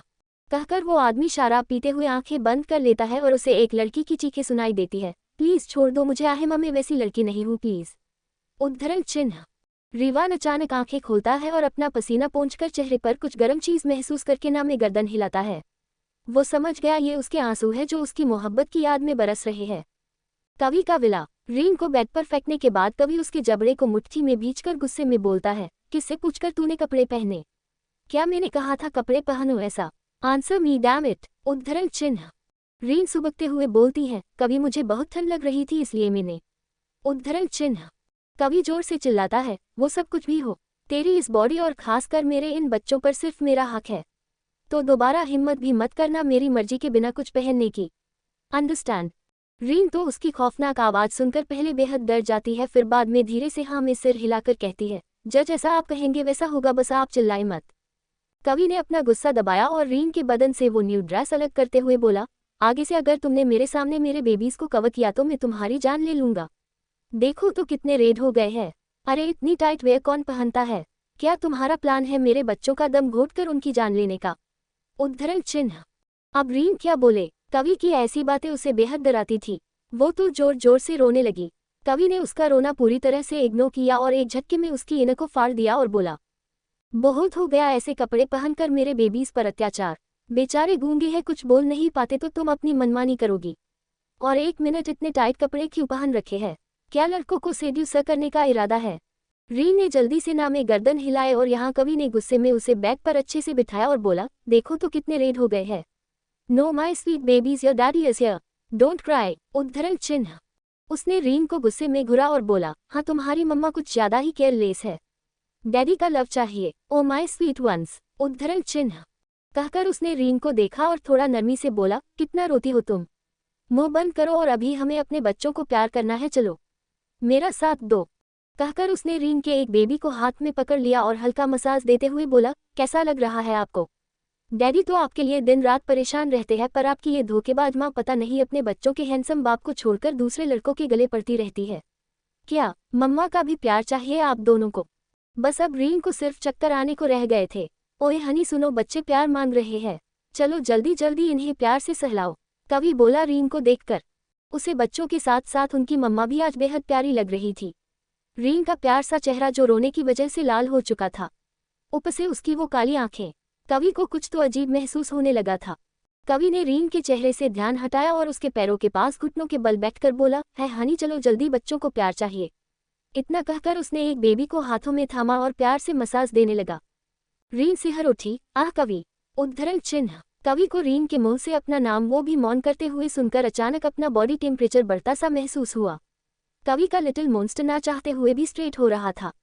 उसने बड़ी मुश्किल से खुद को कंट्रोल किया और रीन के चेहरे को देखकर बोला, चलो जल्दी प्यार करो इन्हें।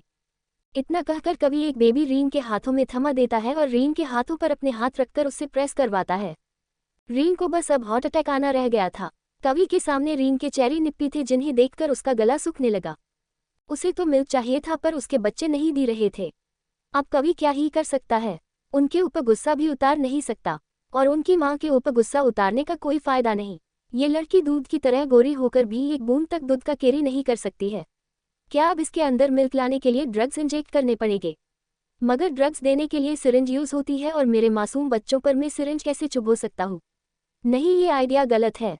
इतना सोचकर उसने नामे गर्दन हिलाए और रीन की चेरी निप्पी को पागलों की तरह सक करने लगा। वही दूसरे हाथ से वो एक बेबी को सॉफ्ट और इंटेंस मसाज दे रहा था। वो रीन के निपलर को ऐसे खींच रहा था मानो उसे खींच लेगा। उसके स्मूच करने की आवाजें बहुत जोर से गूंज रही थी। मंस के समय कवि की ऐसी छुअन रीन की नाजुक बॉडी के साथ खिलवाड़ कर रही थी, उसे भी गर्मी महसूस हो रही थी। कवि ने महसूस किया उसके बच्चों को सिर्फ वो अकेला ही प्यार कर रहा है। उसकी बेबी, उसकी हनी तो आंखें बंद करके किसी की यादों में गुम है। कवि को बेहद गुस्सा आ गया और उसने गुस्से में कुछ ऐसा किया जिससे रीन की चीख निकल गई। आ कवि, इट्स हर्टिंग। उद्धरण चिन्ह। अब आगे क्या होगा जानने के लिए बने रहिए सिर्फ हमारे YouTube चैनल पर। आगे के एपिसोड सुनने के लिए आप हमें कमेंट कर सकते हैं। धन्यवाद।